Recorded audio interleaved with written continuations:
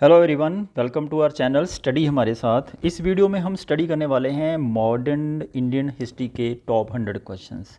अगर आप UPSC, IAS, UGC net, SSC, CGL, TGT, PGT या फिर किसी भी वनडे एग्ज़ाम के लिए आप बैठना चाहते हैं, उसके लिए प्रिपरेशन कर रहे हो, तो आधुनिक भारत की रोल प्ले करता है हर एक कॉम्पिटेटिव एग्ज़ाम में। तो इसलिए according to the latest pattern ये वो क्वेश्चंस हैं जो प्रायः हर एग्ज़ाम में पूछे जा सकते हैं। बहुत ज़्यादा इंपॉर्टेंट क्वेश्चंस हैं, ठीक है। और हम बिल्कुल भी बातें नहीं करेंगे। मैं आपको ये नहीं कहूँगा कि आप वीडियो को लाइक कर दो, शेयर कर दो, नहीं। सबसे पहले आप वीडियो को पूरा देखिए, पूरे क्वेश्चंस को अटैम्प्ट कीजिए। आपको लगेगा कि ये क्वेश्चंस आपके काम के हैं, ये कंटेंट आपके एग्ज़ाम रेलेवेंट है, आपको हमारे पढ़ाने का तरीका अच्छा लगता है, तो वीडियो को लाइक करिएगा, शेयर करिएगा। और चैनल पर यदि पहली बार आए हैं तो सब्सक्राइब जरूर कर लेना। साथ साथ एक बेल नोटिफिकेशन होता है, उसको ज़रूर दबा लेना, ताकि मैं जैसे ही कोई नई वीडियो अपलोड करूँ आपको मेरी प्रत्येक वीडियो का नोटिफिकेशन तुरंत मिल जाए, ठीक है। और ये मेरी प्रोफाइल है, ठीक है। अगर आप मुझे कांटेक्ट करना चाहते हैं, ये मेरा नंबर है। इस वीडियो का पीडीएफ मैं हमेशा की तरह अपने टेलीग्राम चैनल पर शेयर कर देता हूँ। वहाँ से आपने डाउनलोड करना है, प्रैक्टिस करनी है, अच्छे से प्रैक्टिस करनी है, ठीक है। टेलीग्राम का लिंक मैंने डिस्क्रिप्शन बॉक्स में भी दे दिया है और साथ साथ पिन कमेंट में भी मैंने उसको पिन करवा दिया है। आप सीधा वहाँ से लॉगिन करके ज्वाइन कर सकते हैं, ठीक है। चलिए फिर, जैसे मैंने पहले ही कहा है, बातें बहुत कम करेंगे, सबसे ज़्यादा हमारा फोकस रहेगा कंटेंट पर। मैं हर एक क्वेश्चंस के ऊपर आपको जो एक्स्ट्रा फैक्ट्स बताता हूँ, आपने उन फैक्ट्स को नोट करना है, ठीक है।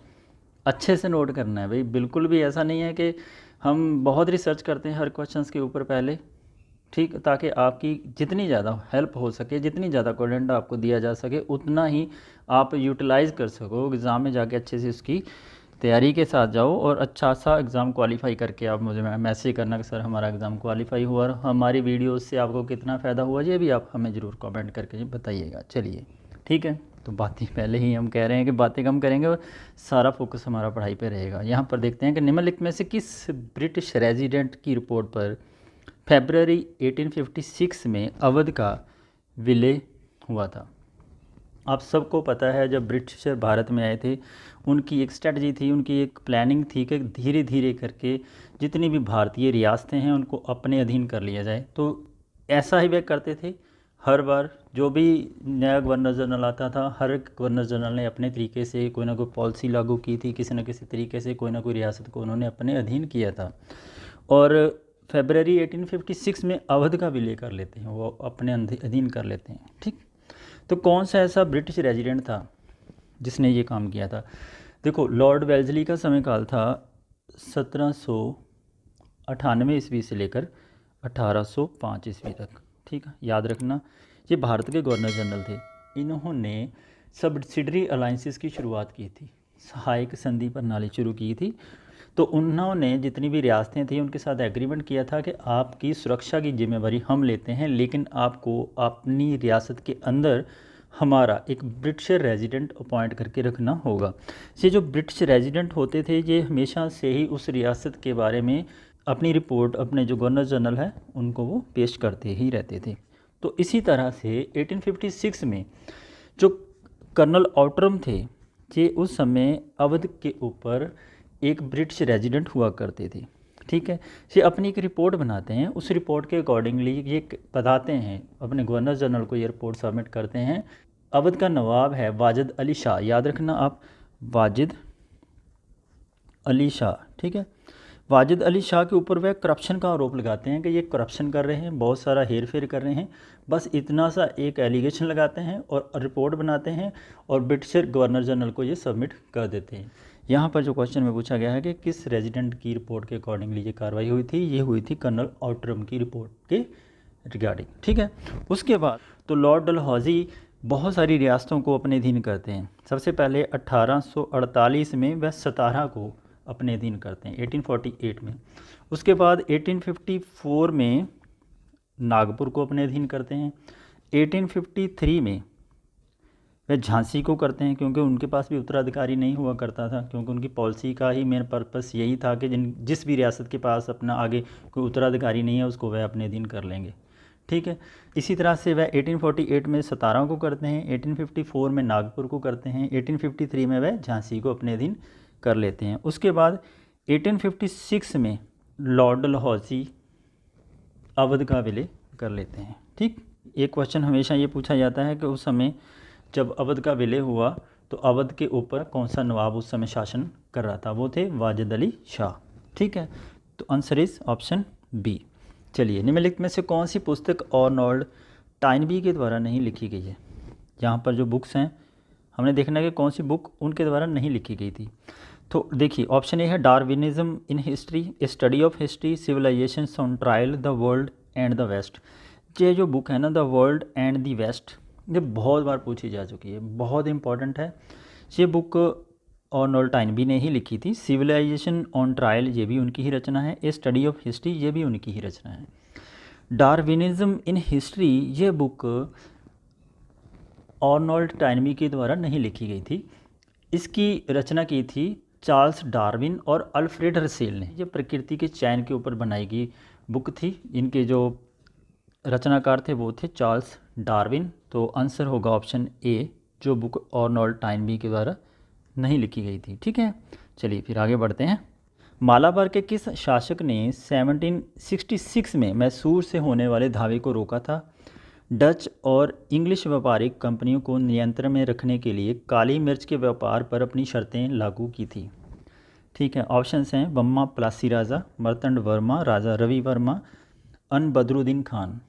ठीक है, चलिए इसका आंसर क्या होना चाहिए? देखिए, 18 सेंचुरी जब चल रही थी, मालाबार तट पर एक हिंदू शासक थे, शासक बम्मा प्लासी राजा पर शासन किया करते थे। ठीक है, उससे पहले आपने देखा होगा, हिस्ट्री में आपने पढ़ा होगा कि जो ब्रिटिशर थे उनका मेन काम यही था कि भारत में अपने वे पैर धीरे धीरे करके जमा रहे थे। धीरे धीरे करके उन्होंने बहुत सारे एरियाज़ के ऊपर अपना कब्जा कर लिया था। ऑलरेडी 1766 तक आते आते काफ़ी कुछ अपने अधीन कर चुके थे। ठीक है, वो क्या करते थे कि वहाँ पर जितने भी किसान थे उनसे वह कर वसूल करते थे और भारतीय राजाओं को देते थे। ये काम उस समय वह कर रहे थे। ठीक है, इसी के चलते वह एक प्रलोभन देते हैं बम्मा प्लासी राजा को। वो कहते हैं कि आपको हम कोट्टम एक जगह थी, ठीक है, याद रखना, कोट्टम एक जगह है, वहाँ पर जितनी भी मालगुजारी एकत्रित करेंगे हम उसका अधिकार आपको दे देते हैं।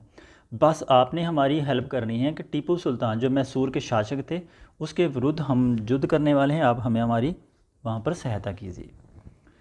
जो बम्मा प्लासी राजा है वो टीपू सुल्तान के अगेंस्ट उनकी हेल्प भी करते हैं। लेकिन आपको तो पता ही है, जितने भी ब्रिटिशर थे वो हमेशा ही अपनी पॉलिसियों के ऊपर तो कभी कायम रहे ही नहीं हैं। उन्होंने जो एग्रीमेंट किया था बम्मा प्लासी राजा से, वो एग्रीमेंट के ऊपर खरे उतरते नहीं हैं, वो उसको तोड़ देते हैं। इसी के चलते बम्मा प्लासी राजा उनके अगेंस्ट हो जाते हैं। जब वह अगेंस्ट हो जाते हैं, जो कोट्टम की मालगुजारी है, काली मिर्च का व्यापार अपनी शर्तों पर करेंगे। ठीक है, तो वो कौन थे? ऑप्शन ए, बम्मा प्लासी राजा। तो इस प्रश्न का सही उत्तर है ऑप्शन ए। चलिए आगे बढ़ते हैं। किसने यह घोषणा की थी कि बहादुर शाह की मृत्यु के बाद मुगलों को राजा की उपाधि नहीं मिलेगी? तो काफ़ी अच्छा क्वेश्चन है, बहुत बार बहुत सारे कॉम्पिटिटिव एग्जाम में ये पूछा जा चुका है। ठीक है, आपको मैं एक चीज़ बता दूं कि जब 1707 में औरंगज़ेब की डेथ हो जाती है ना, औरंगज़ेब की मौत के बाद जो मुग़ल एम्पायर होता है वो धीरे धीरे करके क्रम्बल हो जाता है। क्योंकि योग्य शासक तो थे नहीं सारे, कोई ना किसी शासक में कोई ना कोई ऐसी कमी थी जिस कारण वह अपने आप शासन को अच्छे तरीके से चला नहीं सके। दूसरा कारण और भी था कि जो ब्रिटिशर थे वो ऑलरेडी तब तक 1707 के बाद जैसे ही औरंगज़ेब की डेथ होती है तब तक वे अपने आप को अच्छे से और भी मजबूत कर चुके थे। उनकी आर्मी अच्छी हो चुकी थी, धीरे धीरे करके वो बहुत सारे एरियाज़ के ऊपर कब्जा भी कर चुके थे। ठीक है, जैसे ही समय आता है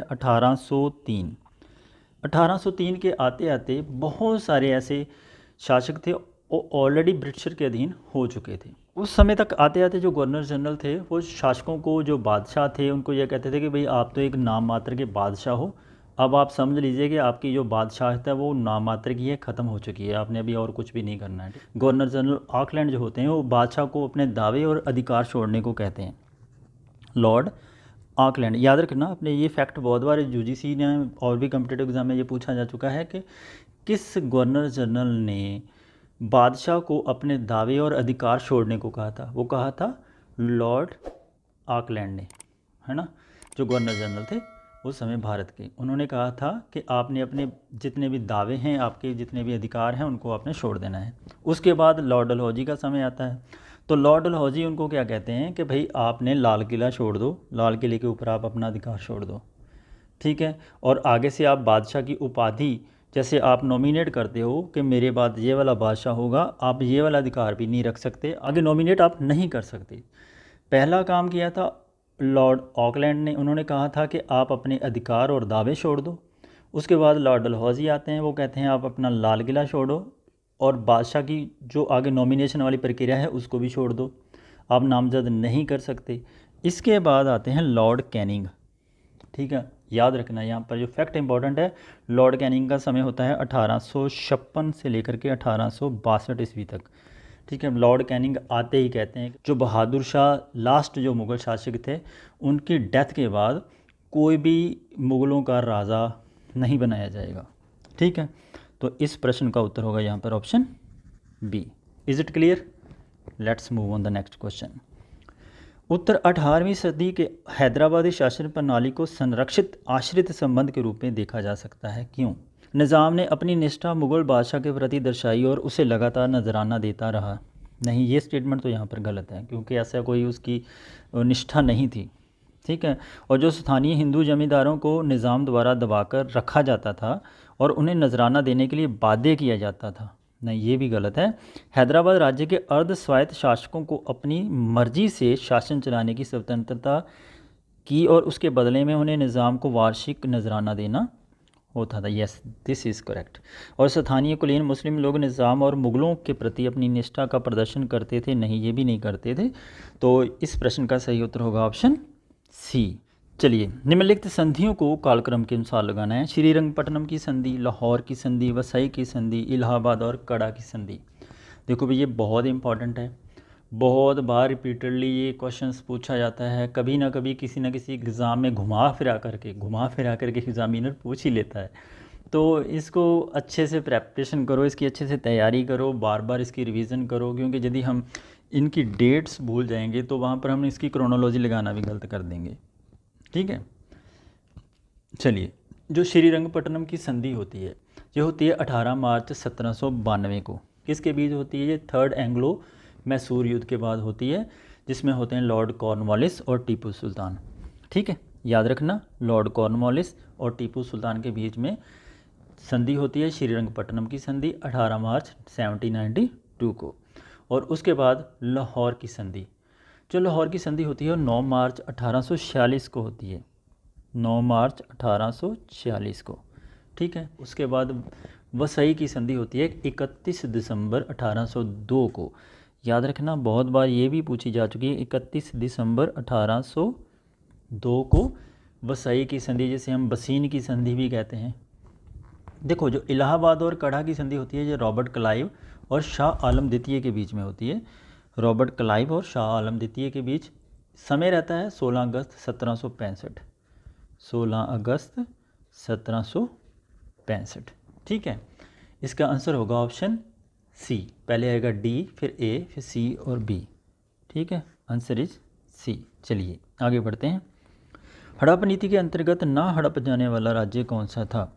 देखो, हड़प नीति जो थी डॉक्ट्राइन ऑफ लैप्स, ठीक है। याद रखना, लॉर्ड डलहौजी ने शुरू की थी आके, और लॉर्ड डलहौजी के इसी हड़प नीति के अंतर्गत कौन सा ऐसा जगह थी जिसको उन्होंने हड़प नहीं किया था? देखो, पहले मैंने आपको बताया था ना पिछले क्वेश्चन में कि जो सब्सिडरी अलायंस है उसके अधीन जितने भी रियासतें थी, ब्रिटिश रेजिडेंट वहाँ पर रहता था, तो वो अपनी रिपोर्ट पेश किया करते थे। हर रियासत में ऐसा होता था। लेकिन अवध एक ऐसी जगह थी जिनको उन्होंने डॉक्ट्राइन ऑफ लैप्स के अकॉर्डिंगली अपने अधीन नहीं किया था, क्योंकि डॉक्ट्राइन ऑफ लैप्स में सबसे जो बड़ा प्रावधान यही था कि अगर किसी भी रियासत के पास अपना उत्तराधिकारी नहीं है तो वो ब्रिटिश शासन के अधीन हो जाएगा। लेकिन जो अवध था, अवध के पास तो अपना उत्तराधिकारी भी था, फिर भी उन्होंने उसको अपने अधीन कर लिया, क्योंकि जो वाजिद अली शाह थे उस समय, उसके अवध के ऊपर जो शासन कर रहे थे उसके ऊपर वह करप्शन का आरोप लगाते हैं, उसको अपने अधीन कर लेते हैं, ठीक है। तो अवध, झांसी, सतारा, नागपुर, इनकी ईयर्स आपको पता होना चाहिए। जैसे मैंने आपको पहले बताया था 1854 में वे नागपुर को अपने अधीन करते हैं, ठीक है। 1848 में वह 17 को करते हैं। सबसे पहले 17 को ही किया जाता है। कई बार क्वेश्चंस पूछा जाता है कि डॉक्ट्राइन ऑफ लैप्स के अकॉर्डिंगली कौन सी ऐसी रियासत थी जिसको सबसे पहले ब्रिटिश गवर्नमेंट ने अपने अधीन किया था। वो किया था 17 को, ठीक है। उसके बाद झांसी को 1853 में कर लेते हैं अपने अधीन, ठीक है। जो यहाँ पर तो इस प्रश्न का उत्तर है अवध, क्योंकि अवध को करते हैं 1856 में, ठीक है। ये तो आपने याद रखने ही हैं, और साथ साथ आपने और भी याद रखने हैं, जैसे जैतपुर था, जैतपुर एक जगह है, उसको भी वो कर लेते हैं, जैतपुर को अपने अधीन वो करते हैं 1849 में। और संबलपुर को करते हैं, याद रखना संबलपुर, ठीक है। संबलपुर को वह अपने अधीन कर लेते हैं ठीक उसी साल में 1849 में ही संबलपुर को भी अपने अधीन कर लेते हैं। एक बागड़ जगह है उसको भी अधीन कर लेते हैं 1850 में, एक साल बाद, ठीक है। और उदयपुर को कर लेते हैं, उदयपुर को भी अपने अधीन कर लेते हैं 1852 में। तो इस तरह से इनकी सारी क्रोनोलॉजी आपने याद रखना है, ठीक है। ये क्वेश्चन आपका गलत नहीं होना चाहिए, थोड़ी सी प्रैक्टिस करो, क्वेश्चन आपका कभी भी गलत नहीं होगा, ठीक है। चलिए आगे बढ़ते हैं। नीचे दो कथन दिए गए हैं, एक को अभिकथन और दूसरा उसका तर्क आर है। अभिकथन ये कहता है कि उत्तर मध्यकाल के दौरान भारतवासियों और यूरोपवासियों के संबंध पारस्परिक व्यापारिक हितों पर आधारित थे। यस, ये स्टेटमेंट तो ठीक है। भारत में यूरोपीय व्यापारियों के बसने के बाद उसके परिवारों और धर्मगुरुओं, चिकित्साओं और कलाकारों जैसे अन्य सामाजिक समूहों का आगमन होता है। Yes, this statement is true. दोनों स्टेटमेंट सही हैं। तो अब ये देखना है हमने कि ये इसकी व्याख्या करता है या फिर नहीं करता है। जब भी ऐसा क्वेश्चन आ जाए जिसमें आपको दोनों स्टेटमेंट्स के बारे में पता हो कि जो दोनों स्टेटमेंट बिल्कुल सही हैं, एक चीज़ का हमेशा से ध्यान रखिए, मान लो अभिकथन के बाद जो कारण है एक है तो वह स्पष्टीकरण करेगा, अगर एक से ज़्यादा कारण है तो स्पष्टीकरण नहीं करेगा। यहाँ पर उत्तर मध्यकाल के दौरान जो भारतवासियों और यूरोपवासियों के संबंध पारस्परिक व्यापारिक हितों पर आधारित थे, ये तो सही है, लेकिन इसके व्यापारिक हितों पर आधारित होने के एक कारण नहीं हो सकता, बहुत सारे कारण और भी हो सकते हैं, जिसमें ये केवल एक ही कारण दिया है। तो आंसर होना चाहिए यहाँ पर ऑप्शन बी, ए और आर दोनों सही है, लेकिन आर ए की सही व्याख्या नहीं करता है, ठीक है। चलिए आगे बढ़ते हैं। स्टेटमेंट ए कहती है कंपनी के द्वारा निर्यात के लिए सामान खरीदने हेतु प्रयुक्त बंगाल का राजस्व निवेश कहलाता था, ठीक है। और आर कहता है कि यूरोप से महंगी धातुओं का अंतः प्रवाह 1765 के बाद बिल्कुल समाप्त हो गया था। Yes, this is also correct. अब ये देखो क्यों, काफ़ी इंपॉर्टेंट क्वेश्चन है, बहुत बार ये रिपीट भी हो चुका है, तो उम्मीद है कि ऐसे स्टेटमेंट बेस्ड क्वेश्चंस फिर से आ सकते हैं। होता क्या है कि 1765 के बाद जैसे ही इलाहाबाद की संधि होती है, उससे पहले जब बक्सर का युद्ध होता है, तो वहाँ पर क्या होता है, बंगाल, बिहार और उड़ीसा की जो दीवानी है वह ब्रिटिशर के हाथ में आ जाती है, और ब्रिटिशर वहाँ से जितना भी कर वगैरह है वह इकट्ठा करना शुरू कर देते हैं। अब एक चीज़ आप ध्यान रखिए कि जब तक उनके पास ये दीवानी नहीं आई थी तो ब्रिटिशर क्या करते थे कि इंग्लैंड से महंगी चीज़ों को लेकर आते थे, वहाँ से ख़रीद कर लाते थे, भारत की मंडियों में बेचते थे, और भारत से कम दाम में जो भारत का जो कच्चा माल था यहाँ से उठा करके ले जाते थे। अब ऐसा नहीं हो रहा था, जैसे ही उनके पास दीवानी आ जाती है बंगाल, बिहार और उड़ीसा की, उसके बाद क्या करते हैं, वहाँ से कर इकट्ठा करते हैं और उस कर के पैसों से भारत से कच्चा माल खरीदते हैं और इंग्लैंड ले जाते हैं, ठीक है। तो यहाँ जो इंग्लैंड ले जाते हैं, यहाँ से जो पैसे इकट्ठे करते हैं यहाँ पर इन्वेस्ट करते हैं, उनको कहते हैं निवेश। तो स्टेटमेंट ए यहाँ पर सही है। और यूरोप से महंगी धातुओं का अंतः प्रवाह 1765 के बाद बंद हो जाता है। तो ये भी मैंने जैसे आपको कहा कि पहले वो वहाँ से सामान लेकर आते थे, अब वहाँ से उनको लाने की ज़रूरत नहीं पड़ती थी, तो यहाँ से कर इकट्ठा करते थे, और यहाँ से कर इकट्ठा करने के बाद यहाँ से सामान खरीदते थे, सामान को वापस वह इंग्लैंड ले जाते थे। जो इंग्लैंड से आने वाला महंगे दाम पर जो सामान था वो बंद हो चुका था। Both the statements are true. Answer क्या होना चाहिए यहाँ पर, ऑप्शन ए। चलिए, प्लासी के युद्ध के बाद सिराजुद्दौला की हत्या किसने की थी? वेरी इंपॉर्टेंट क्वेश्चन है। रॉबर्ट क्लाइव ने, मीरान ने, मीर जाफ़र ने, या शौकत जंग ने? 23 जून 1757 को प्लासी का युद्ध होता है, और प्लासी के युद्ध के बाद जो मीर जाफ़र है उसका बेटा होता है मीरन।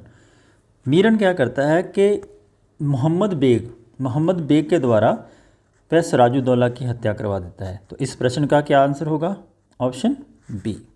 चलिए, किस भारतीय को प्रथम बार बंगाल का उप दीवान नियुक्त किया गया था?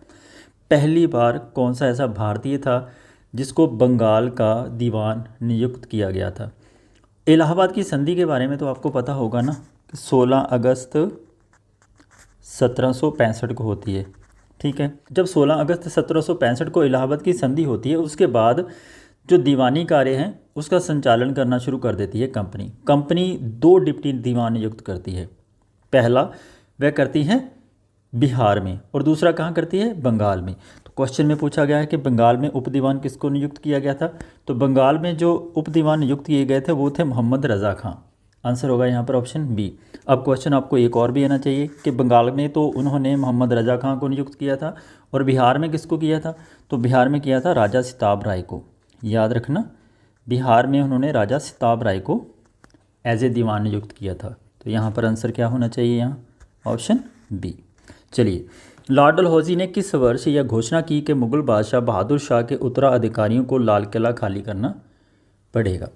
तो काफ़ी अच्छा क्वेश्चन है, तो मैं पहले ही इसके बारे में आपको एक्सप्लेन कर चुका हूँ। 1849 में उन्होंने ये घोषणा की थी कि लाल किले को अब जो मुगल बादशाह है उसको खाली करना पड़ेगा। ठीक है, चलिए आगे बढ़ते हैं। निम्न युग्मों में से कौन सा सही सुमेलित नहीं है? Which of the following pair is not correctly match? प्रथम कर्नाटक युद्ध पेरिस की संधि, प्रथम मैसूर युद्ध मद्रास की संधि, द्वितीय मैसूर युद्ध मैंगलोर की संधि और प्रथम सिख युद्ध लाहौर की संधि। देखो, जो पहला मैसूर युद्ध होता है ये मद्रास की संधि के साथ समाप्त होता है। ये होता है 1767 और 69 के बीच में। ठीक है, ये मद्रास की संधि के साथ समाप्त होता है। अंग्रेज़ों और हैदर अली के बीच में ये संधि होती है। ठीक है, और दूसरा मैसूर युद्ध ये 1777 में होता है और मैंगलोर की संधि के साथ समाप्त होता है। ठीक है, और पहला सिख युद्ध ये लाहौर की संधि के साथ समाप्त होता है, ये भी सही है। और लाहौर की संधि कब होती है? लाहौर की संधि होती है 1845 और 46 के बीच में, जब ये युद्ध होता है। ठीक है, तो प्रथम कर्नाटक युद्ध है ये पेरिस की संधि के साथ समाप्त नहीं होता है। दिस इज़ इनकरेक्टली मैच, यही इसका आंसर है। अब प्रथम कर्नाटक युद्ध कौन सी संधि के साथ समाप्त होता है यह भी आपको पता होना चाहिए। ये समाप्त होता है एक्स लॉ शिपोल की संधि के साथ, जो 1748 को होती है। एक्स लॉ शिपोल की संधि, एक्स लॉ शिपोल की संधि ऑस्ट्रिया के युद्ध के दौरान होती है, क्योंकि एक तरफ भारत में युद्ध चल रहा था तो दूसरी तरफ ऑस्ट्रिया के उत्तराधिकार के लिए भी युद्ध चल रहा था। जब वहाँ पर युद्ध समाप्त होता है तो वहाँ पर संधि की जाती है एक्स लॉ शिपोल की संधि। उसी संधि के तहत भारत में जो कर्नाटक युद्ध चल रहा होता है यह भी समाप्त कर दिया जाता है। तो इस प्रश्न का उत्तर होगा ऑप्शन ए। चलिए, सेंट थोमे के युद्ध अथवा अड्यार के युद्ध में कर्नाटक के नवाब को किसने पराजित किया था? 3 कर्नाटक के युद्ध होते हैं, उनमें से सबसे इम्पॉर्टेंट युद्ध होता है ये वाला, सेंट थोमे का युद्ध। तो इसमें किसने पराजित किया था नवाब को? निज़ामुल मुल्क ने, ला ब्रूडोने ने, डुप्लेक्स ने, या फिर इनमें से कोई भी नहीं था?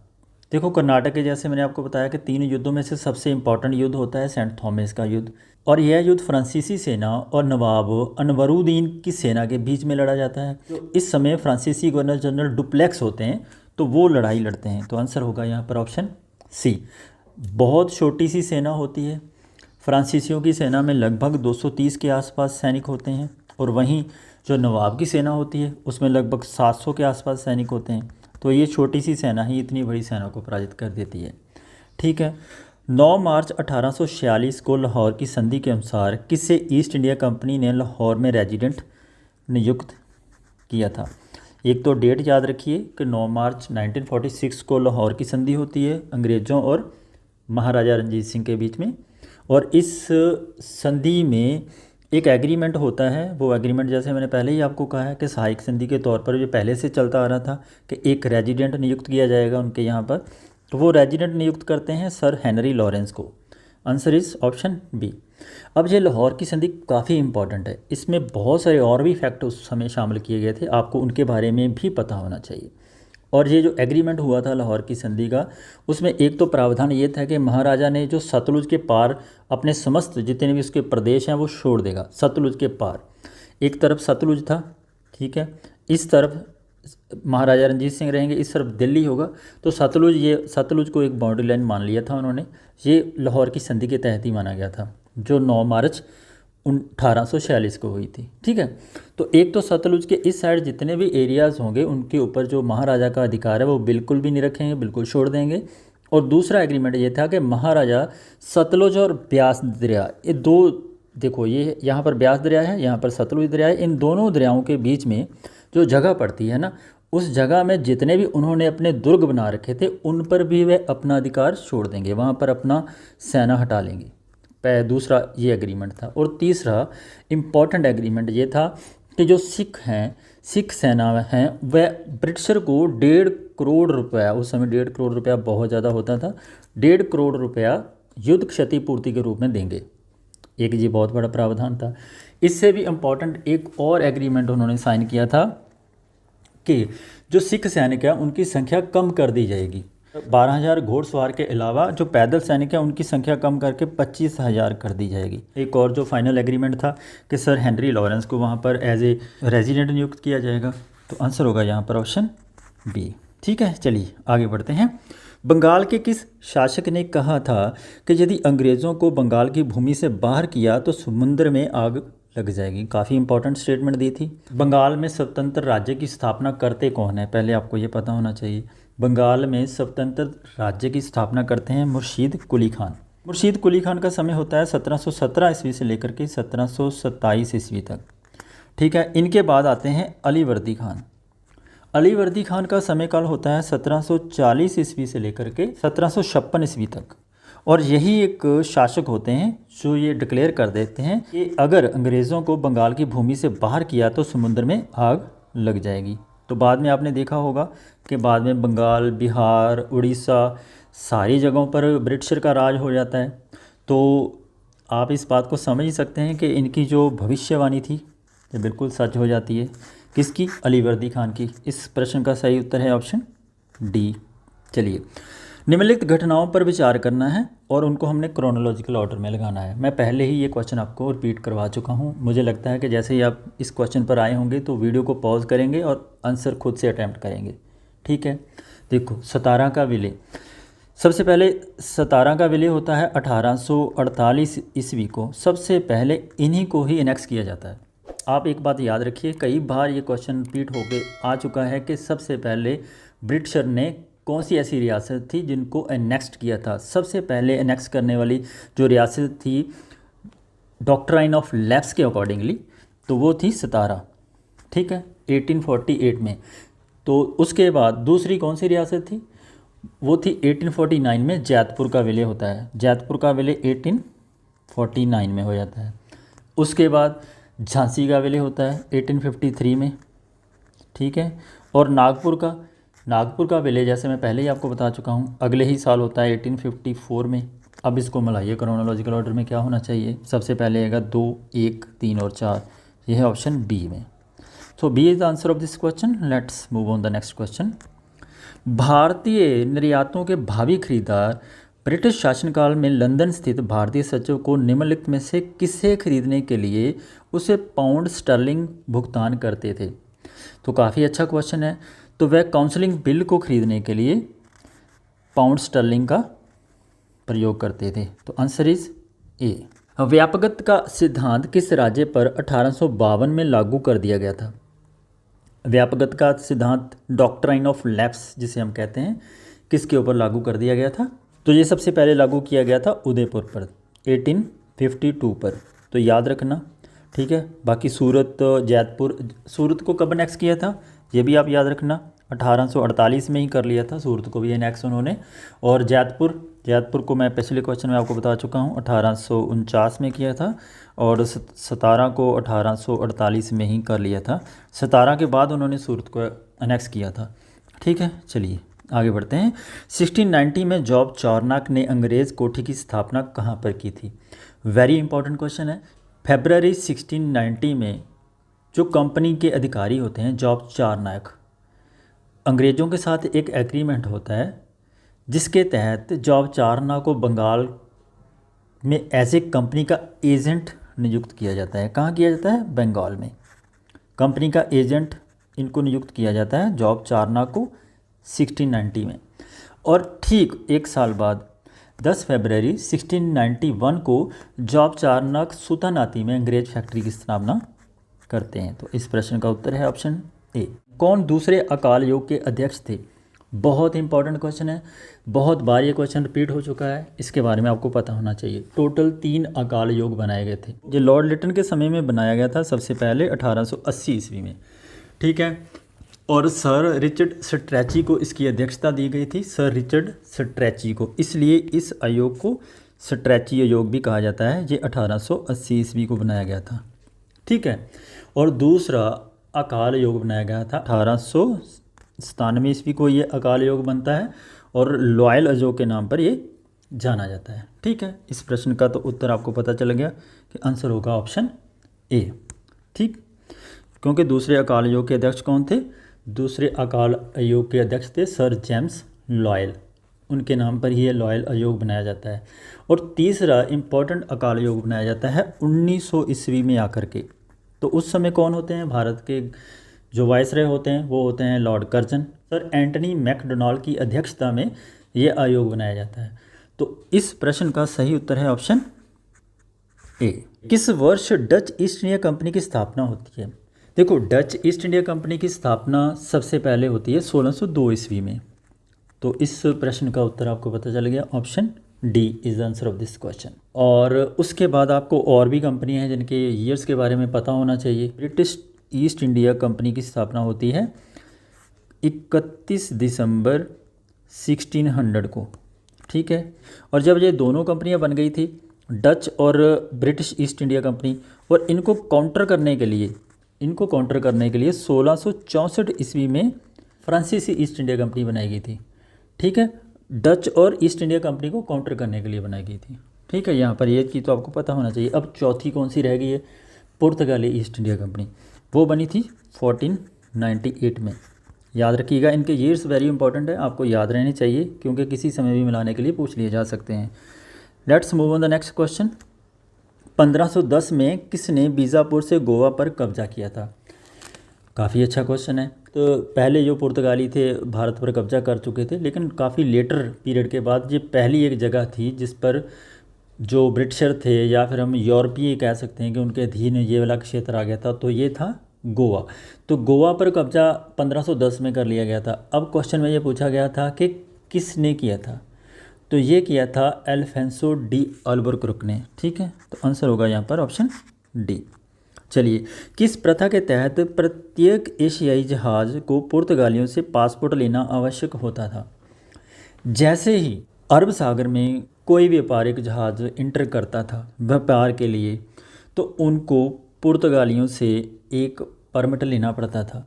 वह परमिट था कि कोई भी उस परमिट के बगैर अरब सागर में इंटर नहीं कर सकता।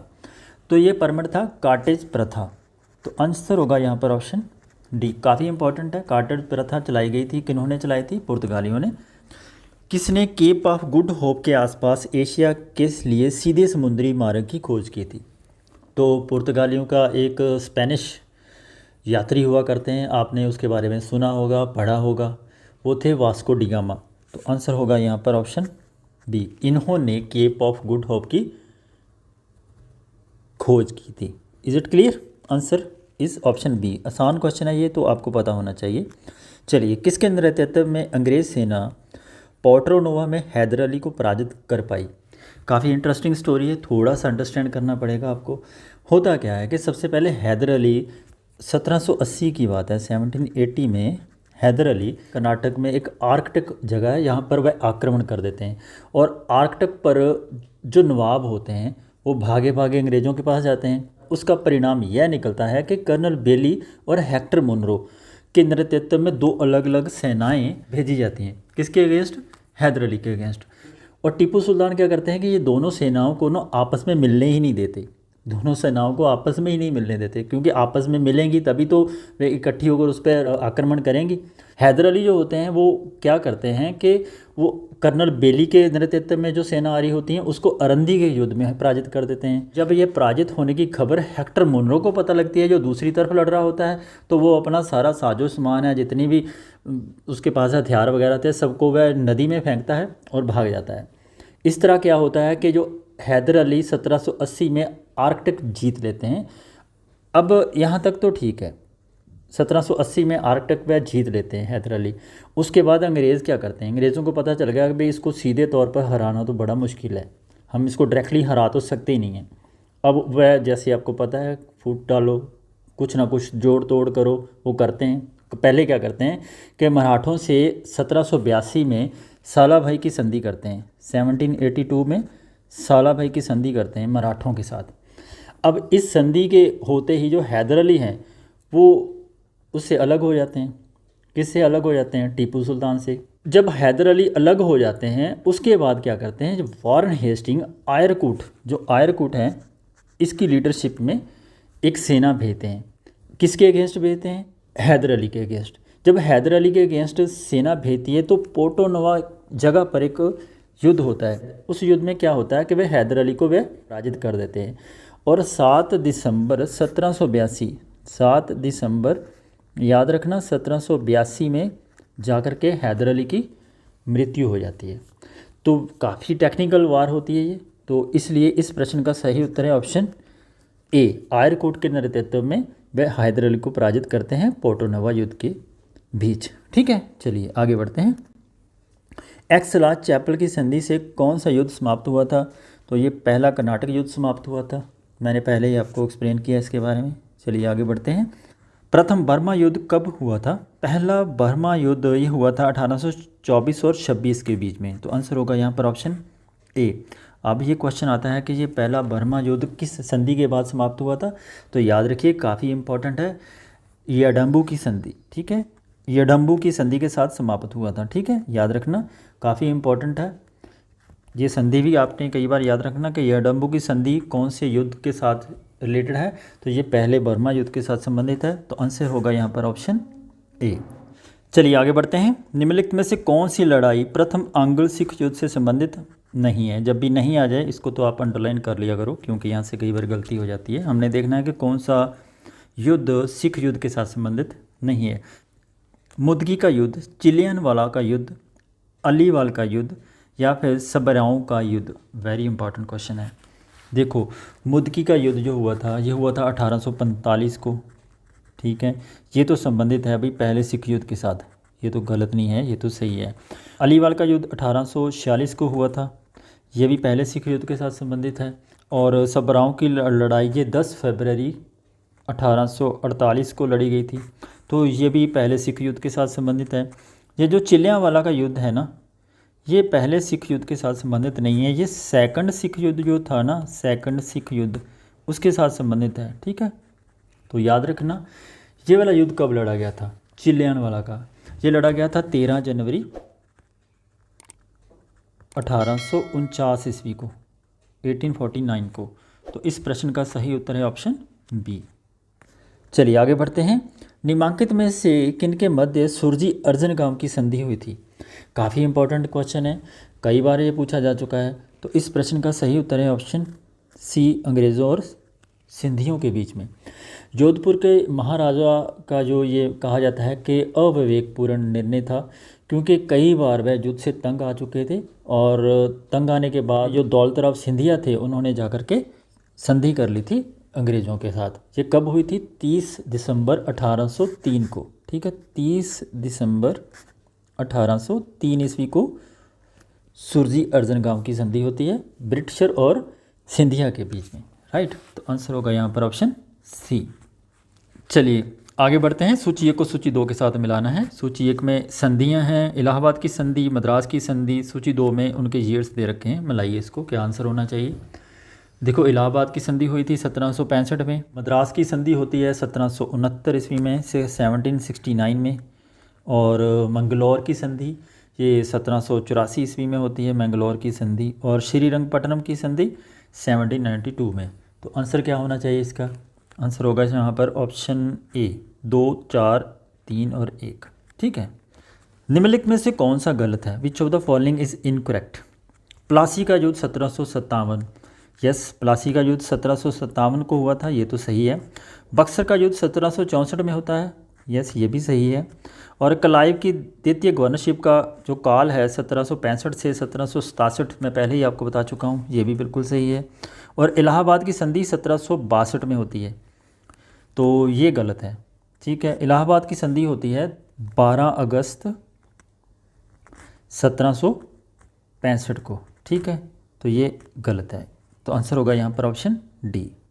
निम्न में से किस किले को 1661 ईस्वी में पुर्तगाल द्वारा दहेज स्वरूप अंग्रेज़ों को दे दिया गया था? Very interesting. अरे अभी हम तो इनसे अपने प्रदेश छुड़ाने के चक्कर में पड़े थे, तो ये लोग दहेज में दिए जा रहे थे उस समय। ठीक है, चलिए इस प्रश्न का उत्तर दीजिए, क्या आंसर होना चाहिए? ठीक है, चलिए इस प्रश्न का सही उत्तर है ऑप्शन सी, बम्बई को। ये जो पुर्तगाली थे उन्होंने क्या किया था कि 1534 ईस्वी में गुजरात का जो शासक थे उस समय बहादुर शाह, उनसे वह छीन लेते हैं 1534 ईस्वी में ही बम्बई को छीन लेते हैं।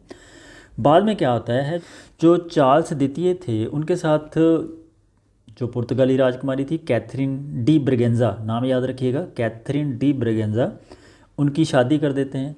किन के साथ करते हैं? चार्ल्स द्वितीय के साथ। कब करते हैं? 1661 ईस्वी में। जब शादी होती है तो दहेज के स्वरूप में अंग्रेज़ों को वह बम्बई ही दे देते हैं कि भाई आप लोग हमारी तरफ से ये दहेज ले लो, बम्बई रख लो। ठीक है, चलिए आगे बढ़ते हैं। 6 जनवरी 1818 को ईस्ट इंडिया कंपनी से संधि करने के लिए जोधपुर राज्य का प्रतिनिधित्व निम्नांकित व्यक्तियों में से कौन करता है? ठीक है, काशीनाथ, बिशनराम, असोपा, देवनाथ, इंद्रदास सिंधवी, कौन करते हैं भाई? 6 जनवरी 1818 ईस्वी को ईस्ट इंडिया कंपनी से संधि करने के लिए जोधपुर के राज्य का प्रतिनिधित्व करते हैं Vishanram Asopa. Answer is option B. Bengal में द्वैध शासन व्यवस्था को किसने समाप्त किया था? क्वेश्चन नंबर 35 याद रखिएगा। बंगाल के द्वैध शासन व्यवस्था को किसने समाप्त किया था? उसका आंसर तो हम यहाँ पर बताएंगे ही किसने किया था। तो वो थे वार्न हेस्टिंग। वार्न हेस्टिंग जब आते हैं, गाल के गवर्नर बनते हैं, तो उस समय बंगाल में बहुत ज़्यादा अराजकता फैल चुकी होती है। सबसे पहले आते ही वे द्वैध शासन प्रणाली में जो गड़बड़ियाँ हैं उनको देखते हुए इसको ख़त्म कर देते हैं। आपने ये बताना है कि द्वैध शासन प्रणाली को शुरू किसने किया था। ठीक है, चलिए आंसर कीजिए कि द्वैध शासन प्रणाली को बंगाल में किसने लागू किया था। तो यहाँ पर समाप्त करने वाले थे वार्न हेस्टिंग, शुरू करने वाले के बारे में आप खुद नीचे कमेंट सेक्शन में कमेंट करिएगा। चलिए आगे बढ़ते हैं। 1665 में निम्नलिखित में से किसने बम्बई को अपने अधिकार में ले लिया था? तो 1665 में किसने बम्बई को अपने अधिकार में लिया था? तो ये लेने वाले थे जेराल्ड अंगियार, याद रखिएगा इनका नाम। Option C is the answer of this question. 1806 में राजघाट की संधि ईस्ट इंडिया कंपनी ने किन के साथ की थी? तो 7 जनवरी 1806 ईस्वी को, याद रखना 7 जनवरी 1806 ईस्वी को राजघाट की संधि होती है ईस्ट इंडिया कंपनी की। किन के साथ होती है? तो ये होती है होलकर्स के साथ। आंसर होगा यहाँ पर ऑप्शन बी। सूची 1 को सूची 2 के साथ हमने मिलाना है। फिर से मिलाने वाले क्वेश्चंस आगे हैं, मिलाइए इनको, क्या आंसर होना चाहिए। तो मैं देखना चाहता हूँ कि क्या आप इसका आंसर सही लगा पाते हो। ठीक है, पता क्यों मैं कह रहा हूँ, यहाँ पर ना थोड़ा सा जो कूट दे रखे हैं ना उन्होंने, तो कूट में थोड़ी सी गड़बड़ कर रखी है। तो कूट में ऐसा कोई भी ऑप्शन नहीं है जो इसके साथ मिलता हो। जैसे आपको पता है जो सतारा है उसको 1848 में नेक्स्ट कर दिया जाता है, ठीक है, और नागपुर को 1854 में, ठीक है, इसको यदि यहाँ पर मिलाते हैं, और झांसी को मैंने पहले आपको कहा 1853 में, और संबलपुर को 1849 में। तो आंसर बनना चाहिए यहाँ पर ए का 2 बी का 4, जहाँ पर ए का 2 और बी का 4 कोई भी ऑप्शन में नहीं है, कूट में कोई भी नहीं है। ठीक है, तो आंसर बनाइए यहाँ पर इसका ए का 2 बी का 4। तो सी का क्या होगा? सी का 1, और डी का क्या होगा? डी का 3। ठीक है, तो इस तरह इसका कूट बनेगा। आंसर होगा यहाँ पर, आप अपनी मर्ज़ी से लगा सकते हैं। चलिए आगे बढ़ते हैं। हड़प्पा सिद्धांत के तहत निम्नांकित में से किस रियासत का विलय नहीं किया गया था? तो हड़प्पा सिद्धांत जो था, डॉक्ट्राइन ऑफ लैप्स जो थी, उसके अकॉर्डिंगली तो जिस भी रियासत के पास उसका उत्तराधिकारी नहीं था उनको वह एनेक्स कर लेते थे। लेकिन मैं पहले ही आपको बता चुका हूँ कि अवध एक ऐसी रियासत थी जिनको वह करप्शन के आधार पर अपने अधीन करते हैं, और हड़प नीति उसके ऊपर लागू होती नहीं है। तो आंसर होगा यहाँ पर ऑप्शन डी।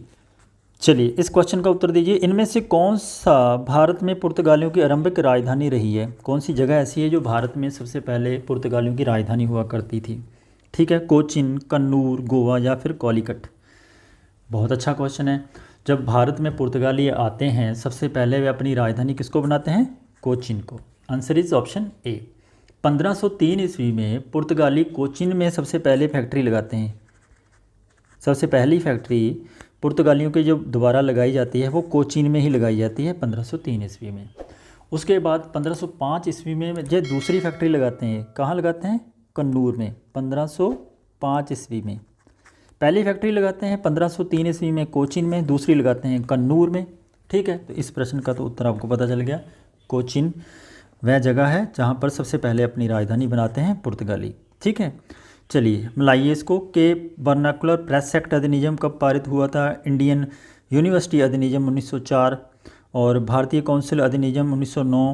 ये कौन कौन से गवर्नर जनरल या वायसराय के अधीन ये पारित हुए थे? रॉयल अधिनियम 1919। अगर ऐसे क्वेश्चन आ जाते हैं ना तो इसको थोड़ा सा आप एलिमिनेट करके भी देखा करो। जैसे यहाँ पर इंडियन यूनिवर्सिटी अधिनियम, ये लॉर्ड कर्जन के समय काल के दौरान आया था। ठीक है, तो आप इसको मिलाइए बी को 2 के साथ, कोड में जाके देखिए बी का 2 यहाँ पर दो ऑप्शंस में है, तो ये भी गल कट जाएगा तो ये भी कट जाएगा। ठीक है, अब आगे मिला के देखिए इसको। वर्नाकुलर प्रेस एक्ट जो आया था 1878 ईस्वी में, वो लॉर्ड लेटन के समय में आया था। ठीक है, तो इसको मिलाइए आप 3 के साथ, ए का 3, तो ए का 3 यहाँ पर है और बी का 2 यहाँ पर है, ये होगा ऑप्शन सी। ठीक है, अब दूसरे भी मिला के देख लो। तो दूसरे आप मिलाइएगा कि सी का बनेगा 4। तो भारतीय काउंसिल अधिनियम 1909 वाला ये लॉर्ड मिंटो के समय में आया था, और रॉल्ट अधिनियम 1919 लॉर्ड चैम्सफोर्ड के समय काल के दौरान आया था। तो आंसर होगा यहाँ पर ऑप्शन सी। चलिए, भारत में निम्न में से कौन सी डच बस्ती नहीं थी? भारत में निम्न में से कौन सी डच बस्ती नहीं थी? माहे, बालासोर में, चिनसुरा में या फिर नागापट्टनम में? तो डच बस्ती भारत में कौन सी नहीं थी? भारत में चिनसुरा, बालासोर और नागपट्टनम ये डच बस्तियां यहाँ पर थी, क्योंकि उन्होंने 1653 ईस्वी में चिनसुरा में लगाई थी, 1658 ईस्वी में बालासोर में और नागपट्टनम में उन्होंने ये कारखाने अपने लगाए थे। जो माहे था ये मालाबार तट पर स्थित जो फ्रांसीसी बस्ती थी। ठीक है, ये डच बस्ती नहीं थी। तो जैसे मैंने आपको कहा उन्होंने सबसे पहले 1653 ईस्वी में चिनसुरा में लगाई थी। ठीक है, 1653 ईस्वी में, और दूसरी उन्होंने बस्ती बनाई थी 1658 ईस्वी में, वो कहाँ बनाई थी? बालासोर और नागपट्टनम में। तो ये दोनों जो बस्तियाँ बनाई गई थी ये बनाई गई थी 1658 ईस्वी में। जो माहे था, माहे एक मालाबार तट के ऊपर स्थित फ्रांसीसी बस्ती हुआ करती थी, याद रखना माहे फ्रांसीसी बस्ती हुआ करती थी। तो आंसर होगा यहाँ पर ऑप्शन ए। चलिए, फ्रांसीसियों के द्वारा मद्रास अंग्रेज़ों को वापस लौटाया गया था, कौन सी संधि के अंतर्गत वह लौटाया गया था? तो एक्स ला शेपौल की संधि, पांडिचेरी की संधि, सालाबाही की संधि या फिर मंगलूर की संधि? देखो, फ्रांसीसियों के बीच में जब अंग्रेज़ों के साथ युद्ध हो रहा था ना, तो वह कर्नाटक युद्ध होता था ना, जो कर्नाटक का पहला युद्ध हुआ था वो एक्स ला शेपौल की संधि के साथ समाप्त होता है। तो ये युद्ध मद्रास में लड़ा गया था। जब ये संधि होती है, जो भी एरिया जहाँ पर लड़ा जा रहा था युद्ध, तो वो एरिया संधि के अंतर्गत आ जाता था। तो फ्रांसीसी फिर उस समय अंग्रेज़ों को ये मद्रास वापस लौटा देते हैं। तो आंसर होगा यहाँ पर option A. British east India company के बारे में निम्नलिखित में से कौन सा कथन गलत है? असत्य कथन हमने देखना है कि which of the statement is wrong. देखो, 1609 ईस्वी में कैप्टन हॉकिंस सूरत में फैक्ट्री खोलने की अनुमति लेने के इरादे से जहांगीर के दरबार में गया था, ये तो ठीक है। जहांगीर ने पहले तो अनुमति दे दी, परंतु बाद में पुर्तगालियों के दबाव में आकर उसे मना कर दिया, ये भी ठीक है, ऐसा ही उन्होंने किया था। जब अंग्रेज़ों ने सवाली में एक पुर्तगाली बेड़े को हरा दिया, तब जहांगीर ने अंग्रेज़ों के हिम में फरमान को जारी किया था, हित में, यहाँ पर हित होगा, तो ये भी सही है। तो कौन सी स्टेटमेंट यहाँ पर गलत है? पुर्तगाली बेड़ा टॉमस रो के नेतृत्व में हराया गया था, तो यही गलत है यहाँ पर। ठीक है, पुर्तगालियों की जो प्राइज़ें होती है 1612 ईस्वी में, उसमें क्या होता है कि सवाली जो सूरत के नज़दीक एक जगह होती है, वहाँ पर जो युद्ध होता है वो कैप्टन थॉमस वेस्ट के अधीन अंग्रेज़ी सेना उस समय जारी होती है, ना कि टॉमस रो के अधीन होती है। याद रखना, जो ब्रिटिशर होते हैं, ब्रिटिश सेना के जो कैप्टन होते हैं, जो उसकी अध्यक्षता कर रहे होते हैं, जो उसको लीड कर रहे होते हैं, उनका नाम होता है कैप्टन थॉमस वेस्ट, ना कि कैप्टन थॉमस रो होते हैं। थॉमस वेस्ट होते हैं जिनके अधीन वे क्या करते हैं, पुर्तगाली बेड़े को हरा देते हैं। ये युद्ध होता है 1612 ईस्वी में। तो ये स्टेटमेंट यहाँ पर गलत हो जाएगी। तो आंसर क्या होना चाहिए? Is it clear? चलिए आगे बढ़ते हैं। बसीन की संधि कौन से एंगल मराठा युद्ध से संबंधित है? Very important question. देखो भी, बसेन की संधि जो होती है ये होती है द्वितीय एंगल मराठा युद्ध के साथ संबंधित। 1799 में टीपू की मृत्यु के बाद मैसूर की गद्दी पर वेल्जली ने किसको बिठाया था? Very important question. Basalat Khan को, प्रताप सिंह को, कृष्णराज को या फिर नंदराज को? देखिए 1799 में क्या होता है कि श्रीरंगपट्टन दुर्ग पर अंग्रेज़ जब कब्जा करने की कोशिश कर रहे होते हैं तो उस समय टीपू सुल्तान की डेथ हो जाती है। श्रीरंगपट्टनम दुर्ग में ही टीपू सुल्तान की डेथ हो जाती है। तो ये आपको पता है कि जब उसकी डेथ हो जाती है तो श्रीरंगपट्टनम पर उनका कब्जा हो जाता है लॉर्ड वेल्जली का। तो लॉर्ड वेल्जली क्या करते हैं कि वडियार वंश का 2 वर्ष का एक बच्चा होता है, उनको वह गद्दी पर बैठा देते हैं। उसका नाम था कृष्णराज। तो आंसर होगा ऑप्शन सी। सालाभाई की संधि के समय कौन गवर्नर जनरल था? Lord Clive, Warren Hastings, Cornwallis या फिर वेल्जली? देखो जो सालाभाई की संधि होती है ये होती है 17 मई 1782 ईस्वी को। ठीक है, याद रखना, इनका ईयर्स आपको पता होना चाहिए, 1782 ईस्वी को। तो जब हमें ईयर पता चल गया कि 1782 है तो 1782 में कौन सा गवर्नर जनरल था? तो 1782 में तो समयकाल चल रहा था वार्न हेस्टिंग का। तो आंसर होगा यहाँ पर ऑप्शन बी। ठीक है। लॉर्ड कर्जन के द्वारा किए गए बंगाल विभाजन को किसके द्वारा रद्द किया गया था? तो वेरी इंपॉर्टेंट क्वेश्चन है। Lord Chelmsford, Lord Amherst, Lord Minto द्वितीय, लॉर्ड हार्डिंग्स, सबके आगे लॉर्ड लगाना पड़ता है। चलिए कोई बात नहीं, हमें हिस्ट्री पढ़नी है, लॉर्ड तो लगाना ही पड़ेगा। तो लॉर्ड कर्जन के द्वारा बंगाल का विभाजन कर दिया जाता है। कब किया जाता है? 19 जुलाई, याद रखना 19 जुलाई 1905 ईस्वी को। ठीक है, और ये वाला ऑर्डर तो दे देते हैं 19 जुलाई 1905 को, लेकिन ये 16 अक्टूबर 1905 को लागू होता है। याद रखना, कई बार ये डेट पूछ ली जाती है। ठीक, और उसके बाद लॉर्ड हार्डिंग जब आते हैं भारत में, ये आते हैं 1911 में। 12 दिसंबर 1911 को जब लॉर्ड हार्डिंग भारत आते हैं तो बंगाल के विभाजन को वे वापस से रद्द कर देते हैं। तो आंसर इज ऑप्शन डी। देखो जो डैनिश थे, डैनिश ने भारत में व्यापार हेतु 1620 ईस्वी में किस जिले में अपना केंद्र स्थापित किया था? वेरी इंपॉर्टेंट क्वेश्चन है। जब डैनिश भारत आए थे उन्होंने सबसे पहले कौन सी ऐसी जगह थी जहां पर अपना व्यापारिक केंद्र स्थापित किया था, जो 1620 ईस्वी में किया गया था? ऑप्शंस हैं मालाबार, नागापट्टनम, तंजौर या फिर सूरत। देखो अंग्रेज़ों के बाद भारत में आने वाले कौन थे? डैनिश। तो डैनिश कब भारत में आते हैं? ये आते हैं 1616 ईस्वी में। याद रखना, इनकी डेट भी पता होनी चाहिए, ये ज़रूर पता होना चाहिए आपको। इससे पहले तमिलनाडु में एक ज़िला पड़ता है तंजौर, तो तंजौर में जाकर ये अपनी सबसे पहले फैक्ट्री लगाते हैं। उसके बाद ये दूसरी फैक्ट्री लगाते हैं बंगाल में। बंगाल में जगह पड़ती है सीरमपुर, जो लगाते हैं 1676 को। सीरमपुर में दूसरी फैक्ट्री लगाते हैं। उसके बाद ये 1745 आते आते, काफ़ी लंबा समय हो जाता है, 1745 आते आते ये अपनी सभी फैक्ट्रीज़ अंग्रेज़ों को बेच देते हैं और भारत से चले जाते हैं। तो इस प्रश्न का उत्तर है डैनिश सबसे पहले कहाँ पर अपनी फैक्ट्री लगाते हैं? वो लगाते हैं तंजौर में। तंजौर कहाँ पड़ता है? तमिलनाडु में। फैक्ट्री लगाते हैं 1620 ईस्वी में। चलिए आगे बढ़ते हैं। निम्नलिखित में से किसने टीपू सुल्तान के विरुद्ध निज़ाम और मराठों के साथ त्रिपक्षीय संधि संपन्न की थी? तो बहुत अच्छा क्वेश्चन है। एक तरफ होते हैं टीपू सुल्तान, निज़ाम और मराठे, तीनों के बीच में त्रिपक्षीय संधि संपन्न कौन करते हैं? Lord Cornwallis, lord Wellesley, Warren Hastings, John Shore. देखो अंग्रेज़ों का काम सबसे पहले आपको पता है कि फूट डालो और राज करो का काम करते थे, थोड़ा सा वह। तीसरा जब एंगल मसूर युद्ध होता है 1790 और 92 के बीच में, याद रखना, उससे पहले क्या करते हैं कि जो लॉर्ड कॉर्नवालिस हैं वो निज़ाम, मराठों और टीपू सुल्तान को आपस में ही झगड़ा करवा देते हैं, उनकी भावनाओं को भड़का करके झगड़ा करवाते हैं। उसके बाद ये युद्ध होता है तीसरा एंगल मसूर युद्ध। एंगल मसूर युद्ध त्रिपक्षीय संधि से संपन्न होता है, तो ये होता है करते हैं lord Cornwallis. Answer is option ए। इस युद्ध के बारे में एक चीज़ आप जरूर याद रखिए कि तीसरा एंग्लो मैसूर युद्ध था, उस समय लॉर्ड कॉर्नवालिस ने एक बात कही थी जो बहुत इंपॉर्टेंट है, बार बार अपने एग्जाम में आती है। लॉर्ड कॉर्नवालिस कहते हैं कि अपने साथियों को शक्तिशाली बनाए बिना अपने शत्रु को मैंने पंगु बना दिया। ये लाइन फिर से रिपीट कर देता हूँ कि इस युद्ध में कॉर्नवालिस ये कहते हैं कि अपने साथियों को शक्तिशाली बनाए बिना अपने शत्रु को पंगु बना दिया मैंने। तो ये स्टेटमेंट किसकी है? लॉर्ड कॉर्नवालिस की। तो आंसर होगा यहाँ पर ऑप्शन ए। चलिए, निम्नलिखित में से कौन सा कथन सहायक संधि के संबंध में सत्य नहीं है? तो कौन सा कथन ऐसा है जो सहायक संधि से संबंधित नहीं है? चलिए पढ़ते हैं।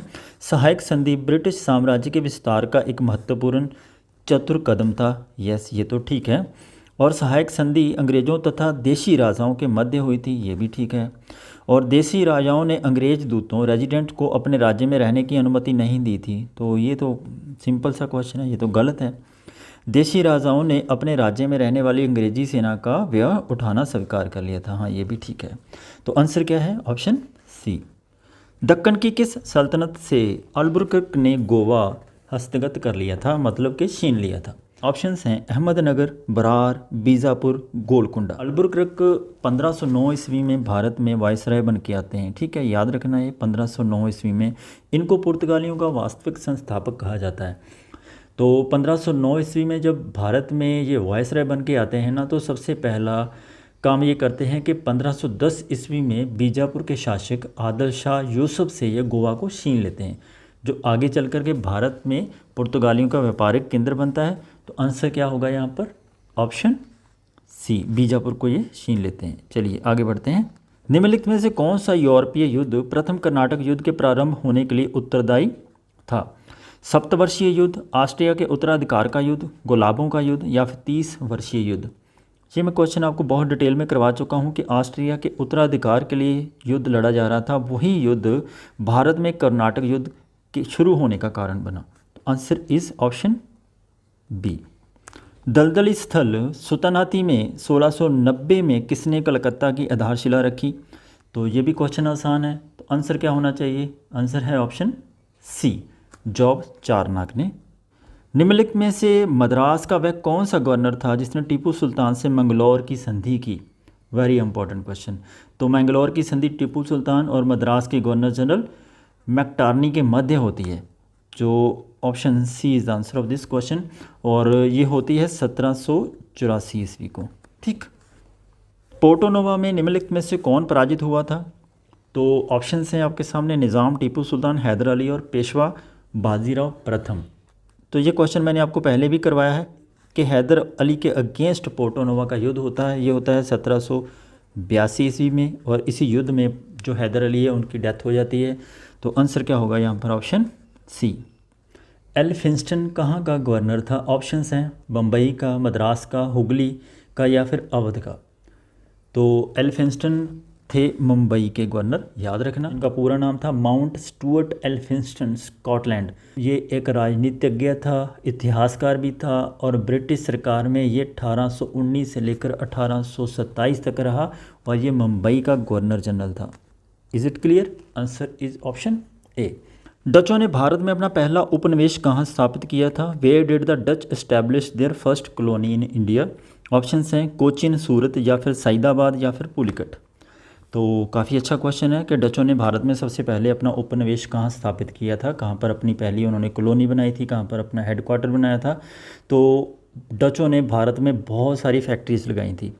तो सबसे पहले फैक्ट्री उन्होंने लगाई थी 1605 ईस्वी में, याद रखना। तो 1605 ईस्वी में सबसे पहले वह फैक्ट्री लगाते हैं मसूलीपट्टनम में, 1610 में लगाते हैं वह पुलिकट में, ठीक है। और उसके बाद 1616 ईस्वी में लगाते हैं सूरत में। इसके बाद वह अगली फैक्ट्री लगाते हैं 1645 में, वो लगाते हैं करिकल में। और 1653 ईस्वी में चिंसुरा में लगाते हैं, 1658 में कासिम बाज़ार में लगाते हैं, और 1663 ईस्वी में वो कोचीन में लगाते हैं, 1663 ईस्वी में। और डच अपनी सबसे पहले कॉलोनी बनाते हैं पुलिकट को। तो आंसर होगा यहाँ पर ऑप्शन डी। में से किस यूरोपीय कंपनी ने बंगाल की खाड़ी में समुद्री डकैती करने के लिए हुगली में अपना बेस कैंप बनाया था? तो ये बनाने वाले थे ऑप्शन ए पुर्तगाली। तो पुर्तगालियों ने महमूद शाह के द्वारा जब 1534 में उनको परमिशन मिल गई थी चटगांव और सतगांव में फैक्ट्री लगवाने की, तो जैसे ही उन्होंने अपनी फैक्ट्री खोली उसके पश्चात उन्होंने पूरे जो बंगाल की खाड़ी में जितने भी बड़े बड़े काम थे ना डकैती के, ये पुर्तगालियों ने ही किए थे। तो लास्ट में आपको याद होगा कि औरंगजेब ने जो चटगांव समुद्री लुटेरे थे उन सबका सफाया किया था अपनी सेना भेजकर। तो इस प्रश्न का सही उत्तर है ऑप्शन ए पुर्तगाली। चलिए, निम्नलिखित में से कौन सा सूची 1 के सूची 2 के साथ सम्मिलित करता है? सूची 1 में पुर्तगाली, डच, ब्रिटिश, फ्रांसीसी। अब इनको मिलाइए आप, ठीक है। देखो, पुर्तगाली गवर्नर अल्फांसो डी अल्बुकर्क ने 1510 ईस्वी में क्या किया था? गोवा पर अपना अधिकार किया था और उसको अपना मुख्यालय बना लिया था। तो ए को मिलाएंगे हम 1 के साथ। तो डच, देखो डच सेना नायक वादेर हेग ने 1605 ईस्वी में मसूलीपट्टनम में अपनी पहली डच फैक्ट्री की स्थापना की थी। तो 2 का मिलेगा बी के साथ। ब्रिटिशर थे उन्होंने 1639 ईस्वी में, एक फ्रांसीसी डे थे उनके जनरल, उन्होंने मद्रास में कोठी का निर्माण करवाया था सबसे पहले 1639 ईस्वी में। तो फ्रांसीसियों ने क्या किया था? तो फ्रांसीसियों ने पांडिचेरी में 1673 ईस्वी में एक बस्ती स्थापित की थी, ठीक है। तो सभी सीधे मिले हुए हैं, 1 का ए, 2 का बी, 3 का सी, 4 का डी। तो ये है ऑप्शन डी में, ठीक है। चलिए आगे बढ़ते हैं। किस वर्ष में पश्चिमी तट पर महाप्रांतीय मुख्यालय सूरत से बॉम्बे स्थानांतरित हुआ था? तो ये हुआ था ऑप्शन सी 1687 ईस्वी में, ठीक है। कोलकाता की स्थापना से पूर्व बंगाल में अंग्रेज़ों की सर्वाधिक बड़ी बस्ती कौन सी थी? सबसे बड़ी बस्ती अंग्रेज़ों की कोलकाता की स्थापना से पहले कौन सी थी? ठीक है, तो ऑप्शंस हैं कासिम बाज़ार, चटगांव, हुगली या फिर मुर्शिदाबाद। देखो 1619 ईस्वी तक सबसे ज़्यादा अगर कोई कंपनी ने भारत में पैर लगाए थे तो वो थे अंग्रेज़। इसका कारण ये था कि उनके पास अच्छी राजनीतिक शक्ति थी, सेना अच्छी थी, जिस कारण वह धीरे धीरे करके भारत के सारे भूभाग पर अपना अधिकार कर लेते हैं। यही नहीं, वह व्यापार पर भी अपना अधिकार कर लेते हैं। इसी तरह से 1619 आते आते आते धीरे धीरे वह अहमदाबाद, बड़ौच, बड़ौदा, आगरा हर जगह पर अपने कारखाने स्थापित कर चुके होते हैं। इसी के चलते शाहजहां पुर्तगालियों से वैसे पहले से नाराज़ था। उनकी नाराज़गी का कारण यह हुआ कि उन्होंने ब्रिटिशर को बंगाल में कुछ एरिया में व्यापार करने की अनुमति दे दी थी, ठीक है। और इसी के चलते अंग्रेज़ों ने सबसे पहले हुगली में अपनी सबसे बड़ी बस्ती का निर्माण किया था। तो इस प्रश्न का सही उत्तर होगा ऑप्शन सी। चलिए, किस कर्नाटक युद्ध को सेंट थॉमस के युद्ध के रूप में भी स्मरण किया जाता है? मैं पहले आपको इसके बारे में बता ही चुका हूँ। तो आंसर इज ऑप्शन ए। निम्नलिखित में से किसने कहा था कि शेर की तरह एक दिन जीना अधिक अच्छा है बनिस्बत बकरा की भांति पूरी उम्र जीने से? ठीक है, देखो भाई, ये स्टेटमेंट किसने दी थी? बहुत ही इंपॉर्टेंट स्टेटमेंट दी गई थी। हैदर अली ने दी थी, नाना साहिब ने, टीपू सुल्तान ने या फिर सिराजुद्दीन दौलार ने। मैसूर वंश के प्रमुख शासकों में आते हैं, एक तो आते हैं हैदर अली और दूसरे आते हैं टीपू सुल्तान। जो टीपू सुल्तान है उनके पिता होते हैं हैदर अली। अपने पिता की मौत के बाद मैसूर की गद्दी पर बैठते हैं टीपू सुल्तान। टीपू सुल्तान वैसे काफ़ी नॉलेजेबल पर्सन थे। वे अरबी, फ़ारसी, उर्दू, कन्नड़ सारी भाषाएं अच्छे से जानते थे, ठीक है।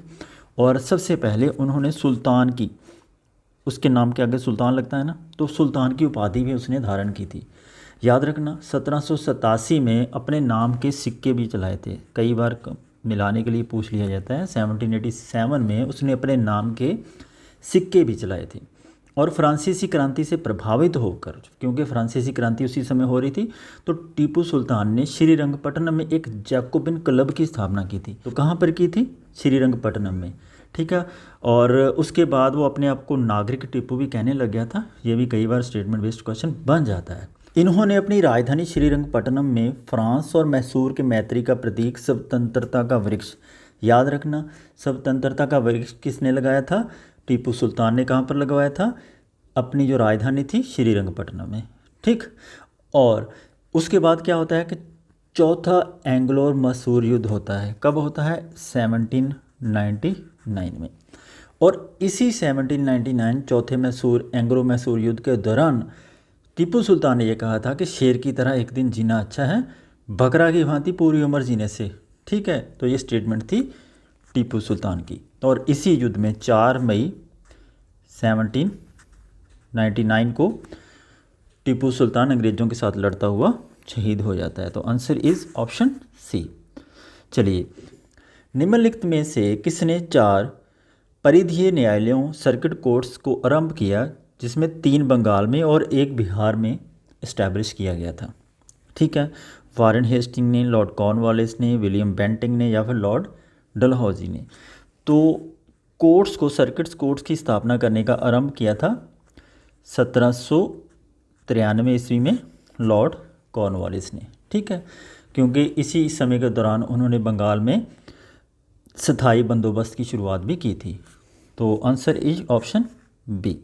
चलिए, वर्ष 1739 में मराठों ने सालसेट और बेसिन पर कब्जा किया।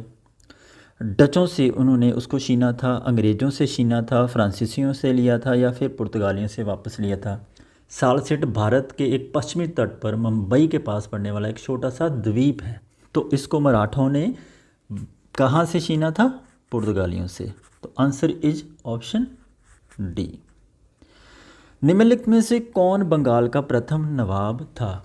तो बंगाल के सबसे प्रथम नवाब थे मुर्शीद कुली खान। ये मैं पहले ही आपको करवा चुका हूँ। आंसर इज ऑप्शन ए।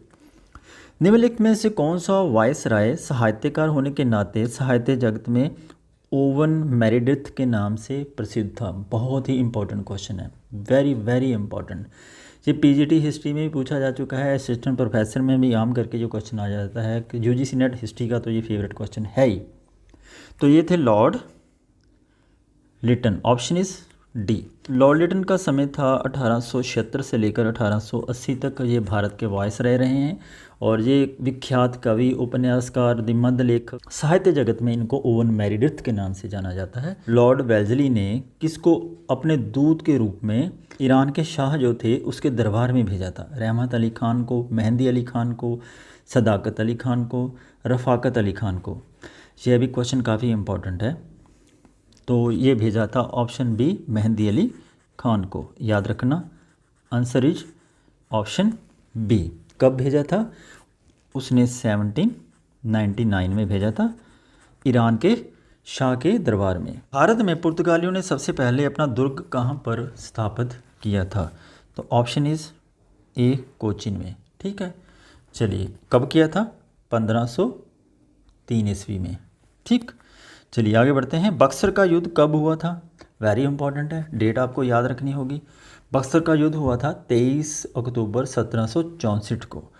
कब हुआ था? 23 अक्टूबर और 22 अक्टूबर के बीच में। 22 को शुरू हुआ था और 23 को ख़त्म हो गया था। तो आंसर क्या होना चाहिए? ऑप्शन सी, 22 अक्टूबर 1764 को। दक्षिण भारत में पहला ब्रिटिश कारखाना कहाँ पर स्थित है? तो यह है ऑप्शन डी, मसूलीपट्टनम में। ठीक, भारत में आने वाली सबसे पहली जो कंपनियां थी, आपको इनकी क्रोनोलॉजी भी पता होना चाहिए कि सबसे पहले कौन सी कंपनी आई थी, उसके बाद कौन सी आई थी, उसके बाद कौन सी आई थी। तो सबसे पहले आए थे पुर्तगाली, डच आए थे, उसके बाद अंग्रेज़ आए थे। अंग्रेज़ याद रखना 3rd नंबर पर आए थे। सबसे पहले पुर्तगाली आए थे, उसके बाद डच आए थे, फिर अंग्रेज़ आए थे, उसके बाद आते हैं डैनिश। ठीक है, उसके बाद लास्ट में आते हैं फ्रांसीसी। फ्रांसीसी कब आते हैं? लास्ट में आते हैं। तो सबसे पहले उन्होंने अपनी 1608 ईस्वी में पहली फैक्ट्री लगाई थी सूरत में। किन्होंने? अंग्रेज़ों ने। और दक्षिण भारत में, जो क्वेश्चन की डिमांड है ना, दक्षिण भारत में, तो दक्षिण भारत में उन्होंने सबसे पहले अपनी फैक्ट्री लगाई थी मसूलीपट्टनम में। Is it clear? तो आंसर होगा यहाँ पर ऑप्शन डी।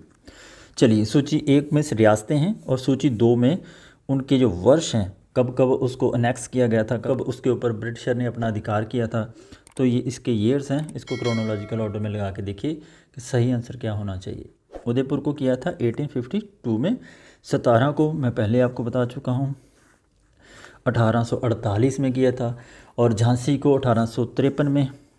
ठीक है, और नागपुर को 1854 में। तो मिलाइए, इसका आंसर क्या होना चाहिए? ए का 3, जी है ऑप्शन ई में, ठीक है, E is the answer of this question. Dalhousie के काल में विलय की गई देसी रियासतों को विलय के कालक्रम अनुसार हमने लगाना है। सतारा, जैतपुर, भागड़, उदयपुर, इनको कौन कौन से ईयर में उन्होंने अपने अधीन किया था। तो सतारा को मैं पहले ही आपको बता चुका हूँ, 1848 ईस्वी में उन्होंने अपने अधीन किया था। जैतपुर को उन्होंने किया था 1849 में, और भागड़ को 1850 में किया था, और उदयपुर को उन्होंने किया था 1852 में। तो कालक्रम के अनुसार लगा के देखिए इसका आंसर क्या होना चाहिए। 1, 2, 3 और 4 सीधा है ना, तो आंसर होगा यहाँ पर ऑप्शन ए। चलिए, ये क्वेश्चन काफ़ी इंपॉर्टेंट है, सुमेलित करना। हमने एक लिस्ट में हमें अधिकारी दे रखे हैं और दूसरे में उसका विवरणस है। आप वीडियो को पॉज करके मिलाइए, इसका क्या आंसर होना चाहिए। ऑप्शन ए है लाल सिंह। प्रथम एंग्लो सिख युद्ध के दौरान पंजाब का प्रधानमंत्री था, वजीर था, ये क्या था। देखो ये सही है, ए को हम ए के साथ मिलाएंगे, क्योंकि जो लाल सिंह थे, जो पहला एंग्लो सिख युद्ध हुआ था 1845 और 46 के बीच में, उस समय पंजाब के जो प्रधानमंत्री थे महाराजा दलीप सिंह, उनकी माता जो थी जिंदा, उनका ये प्रेमी था। कौन था? लाल सिंह। तो ए को मिलाएंगे हम एक के साथ। अब तेजा सिंह जो थे, ये पहला एंग्लो सिख युद्ध के दौरान सिख सेना के कमांडर हुआ करते थे, तो इसको मिलाएंगे हम 2 के साथ, ठीक। अब ध्यान सिंह कौन थे? ये पहला एंग्लो सिख युद्ध हुआ था ना, उससे पहले, सिख युद्ध होने से पहले ये पूर्व पंजाब जो था उसके प्रधानमंत्री थे, और महाराजा खड़ग सिंह जो थे उनके समय में ये वजीर हुआ करते थे। तो इसको मिलाएंगे हम 4 के साथ। और मूलराज, ये पहले सिख युद्ध जो था उसके बाद ये मुल्तान के गवर्नर बने थे, तो इसको डी को मिलाएंगे हम 3 के साथ। तो आंसर होना चाहिए यहाँ पर ए का 1, बी का 2, सी का 4, डी का 3। ये है option C. Very important question है, याद रखिएगा। सालाबाई की संधि 1782 के प्रावधानों के बारे में निम्नलिखित में से कौन सा कथन सत्य है। एक तो ये याद रखिए कि सालाबाई की संधि हुई थी 1782 ईस्वी में, और इसके कौन कौन से प्रावधान थे अब हमें वो भी पता होना चाहिए। सालसेट और एलिफेंस्टा अंग्रेज़ों के पास रहे, हाँ ये तो ठीक है। राघोबा को अंग्रेज़ी सेना की 2500 सदस्यीय टुकड़ी दी गई, ये गलत है। बड़ौच सिंधिया को दे दिया जाना था, तो ये भी गलत है। पेशवा अपनी सेवा में से समस्त विदेशियों को निष्कासित करेगा, ये भी गलत है। तो आंसर होगा यहाँ पर ऑप्शन ए। कार्तेज प्रथा क्या थी? कार्टेज प्रथा क्या थी? मैं कार्टेज प्रथा के बारे में पहले एक क्वेश्चन आ चुका है, मैं पहले आपको बता चुका हूँ। कार्टेज प्रथा थी पुर्तगालियों के द्वारा हिंद महासागर में जहाज़ों को जारी किए जाने वाला एक आज्ञा पत्र हुआ करता था। तो आंसर क्या होगा? Option A.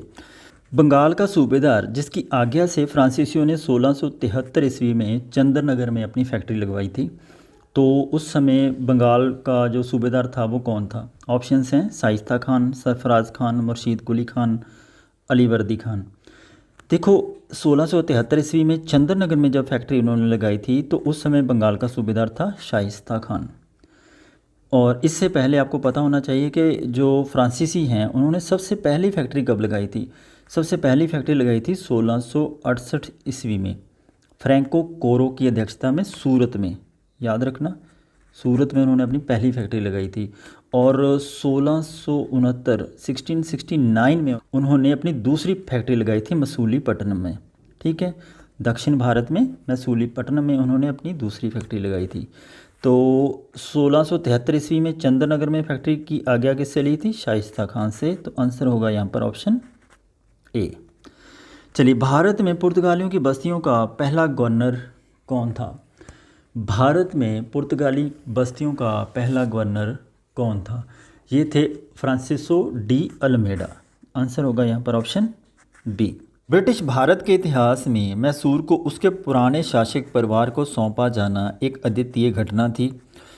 इसे किसने अंजाम दिया था? Very very important, most important question है ये, ठीक है। बहुत बार ये पूछा जा चुका है वेरियस कॉम्पिटिटिव एग्ज़ाम में, और यूजीसी नेट एग्ज़ाम में 2019 में ये क्वेश्चन पूछा जा चुका है, ठीक।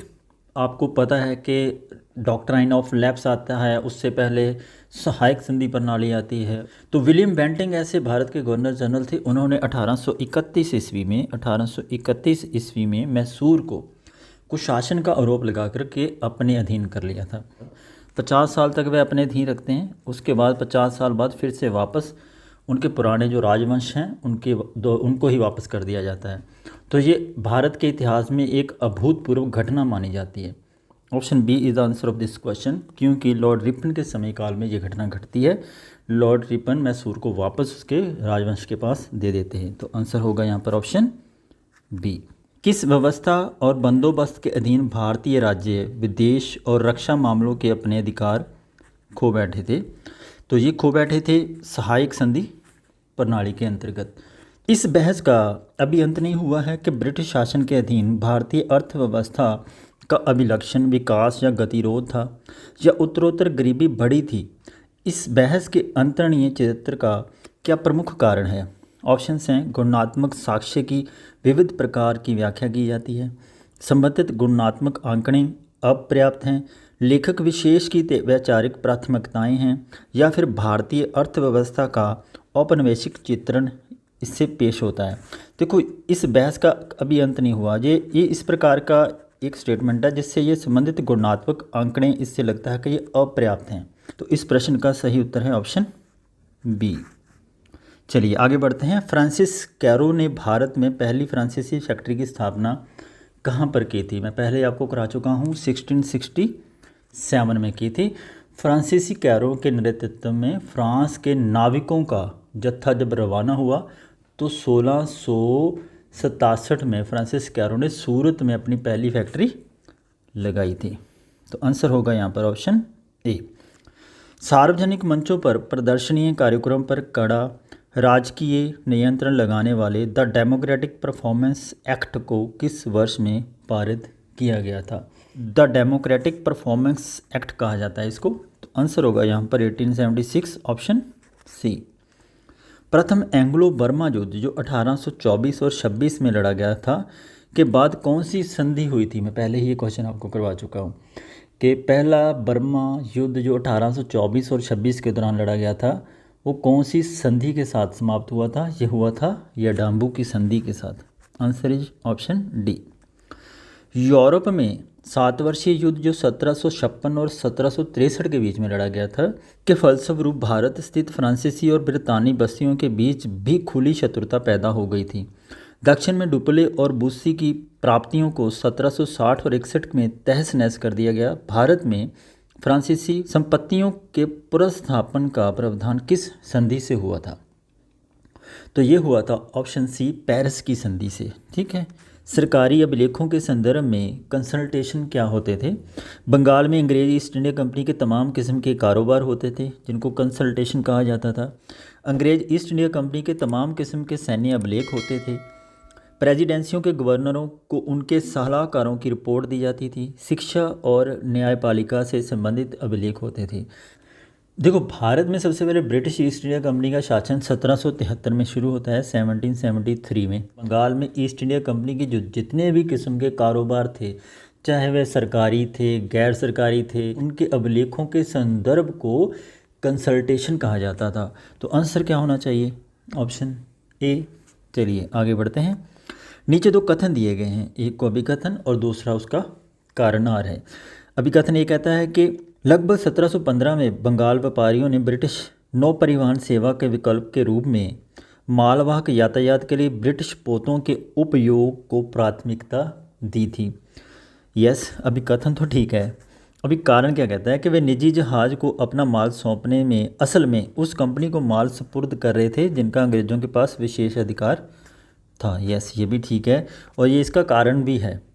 ठीक है, क्योंकि उस समय यही एक कारण था जिस कारण वे अपना जो माल था वो ब्रिटिशर कंपनियों को सुपुर्द कर रहे थे।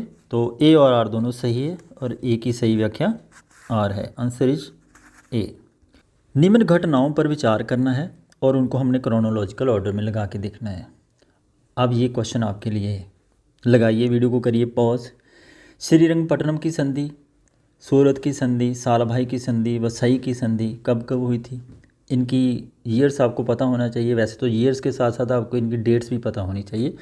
जो सूरत की संधि होती है ये सबसे पहली होती है 1775 ईस्वी में, 1775 में होती है। उसके बाद होती है सालाभाई की संधि 1782 ईस्वी में, 1782 में। और उसके बाद होती है श्रीरंगपट्टनम की संधि 1792 ईस्वी में, 1792 में। और लास्ट में होती है वसई की संधि, बासीन की संधि जिसे हम कहते हैं, ये होती है 1802 ईस्वी को। ठीक, तो चलिए इसका आंसर क्या होगा? बी 2, 3, 1 और 4। इनमें से किसने भारत में बैप्टिस्ट मिशनरियों की गतिविधियों को विनाशक माना था? लॉर्ड बेंटिंग ने, मैकॉले ने, वेल्जली ने या फिर वॉरेन हेस्टिंग ने? किसने कहा था कि बैप्टिस्ट मिशनरी जितने भी हैं ये भारत के लिए विनाशक हैं? ठीक है, ये माना था लॉर्ड वेल्जली ने। लॉर्ड वेल्जली का समयकाल था 1798 ईस्वी से लेकर के 1805 ईस्वी तक, और इन्होंने ही सहायक संधि प्रणाली की शुरुआत की थी। ठीक, तो आंसर इज ऑप्शन सी। कौन सा मैसूर युद्ध मैंगलोर की संधि के साथ समाप्त हुआ था? तो मैंगलोर की संधि के साथ समाप्त होने वाला युद्ध था वो था दूसरा एंग्लो मैसूर युद्ध, जो 1780 और 84 ईस्वी के दौरान लड़ा गया था। 1780 और 84 के बीच में लड़ा गया था दूसरा एंग्लो मैसूर युद्ध। मैसूर युद्ध मैंगलोर की संधि के साथ समाप्त होता है, तो आंसर होगा यहाँ पर ऑप्शन डी। यह भी बहुत अच्छा क्वेश्चन है। डलहौजी के पहले विलय का सिद्धांत किस राज्य पर पूरी तरह से लागू किया जा चुका था? मांडवी पर, कोलाबा पर, जालौर पर, सूरत पर, या फिर ये सभी थे? किस पर किया था? जो विलय का सिद्धांत था ये सबसे पहले ईस्ट इंडिया कंपनी के कोर्ट ऑफ डायरेक्टर्स के द्वारा 1831 में ही शुरू कर दिया गया था। 1831 में ही इसको प्रयोग में लाना शुरू कर दिया गया था। और इसका सबसे पहले प्रयोग जब लॉर्ड डलहौजी आते हैं उससे पहले ही ये कर चुके होते हैं। जब सबसे पहले 1839 में ये मांडवी को अपने अधीन करते हैं। उसके बाद 1840 में कोलाबा और जालौर को कर लेते हैं। ये भी याद रखना, इनकी क्रोनोलॉजी बहुत ज़रूरी है। ठीक है, तो इस तरह से ये पहले ही लागू कर चुके होते हैं, तो आंसर होगा यहाँ पर ऑप्शन डी। ये क्वेश्चन भी काफ़ी इंपॉर्टेंट है, मोस्ट इम्पॉर्टेंट क्वेश्चन है। बंगाल विभाजन के बाद पूर्वी बंगाल का प्रथम गवर्नर कौन बना?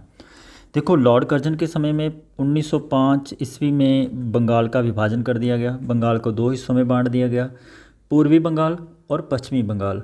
पश्चिमी बंगाल जो आजकल का बंगाल हमारे भारत के अधीन है, और जो पूर्वी बंगाल जो आजकल का बांग्लादेश है, उस समय का पूर्वी बंगाल हुआ करता था। जो आजकल का पश्चिमी बंगाल है वह पूरी तरह से भारत की सरकार के अधीन ही था। ठीक है, इसलिए वहाँ पर कोई गवर्नर उन्होंने नहीं लगाया था। जो पूर्वी बंगाल था जो आजकल का बांग्लादेश है, उस पर उन्होंने अपना एक गवर्नर नियुक्त किया था। जो सबसे पहला गवर्नर कौन था? सबसे पहले गवर्नर थे बालमफील्ड फुलहर। तो आंसर होगा यहाँ पर ऑप्शन ए। किसने वर्नाकुलर प्रेस एक्ट समाप्त किया था? तो वर्नाकुलर प्रेस एक्ट एक्चुअली में ये प्रेस एक्ट है क्या था? समाचार पत्रों पर ये प्रतिबंध लगाने के लिए बनाया गया था। ठीक है, तो इसको सबसे पहले लागू किसने किया था और समाप्त किसने किया था? तो समाप्त करने वाले थे लॉर्ड रिपन। ठीक है, लॉर्ड रिपन ने इसको समाप्त किया था। कब किया था? ये किया था 1882 ईस्वी में। और इसको लागू कब किया था? लागू किया गया था 1878 ईस्वी में। तो लागू किसने किया था? तो लागू करने वाले थे लॉर्ड लिटन। तो लॉर्ड लिटन लागू करते हैं और लॉर्ड रिपन इसको समाप्त कर देते हैं। तो आंसर क्या होगा यहाँ पर ऑप्शन बी। निम्नलिखित भारतीय शासकों में से कौन सा सबसे पहले सहायक संधि में शामिल हुआ था? देखो, सहायक संधि की शुरुआत सबसे पहले डुप्ले ने काफ़ी समय पहले 1831 में ही कर दी थी, जैसे मैं आपको पहले बता ही चुका हूँ। और सहायक संधि को स्वीकार करने वाला सबसे पहला जो राज्य था वो था हैदराबाद का निज़ाम। तो आंसर होगा यहाँ पर ऑप्शन डी।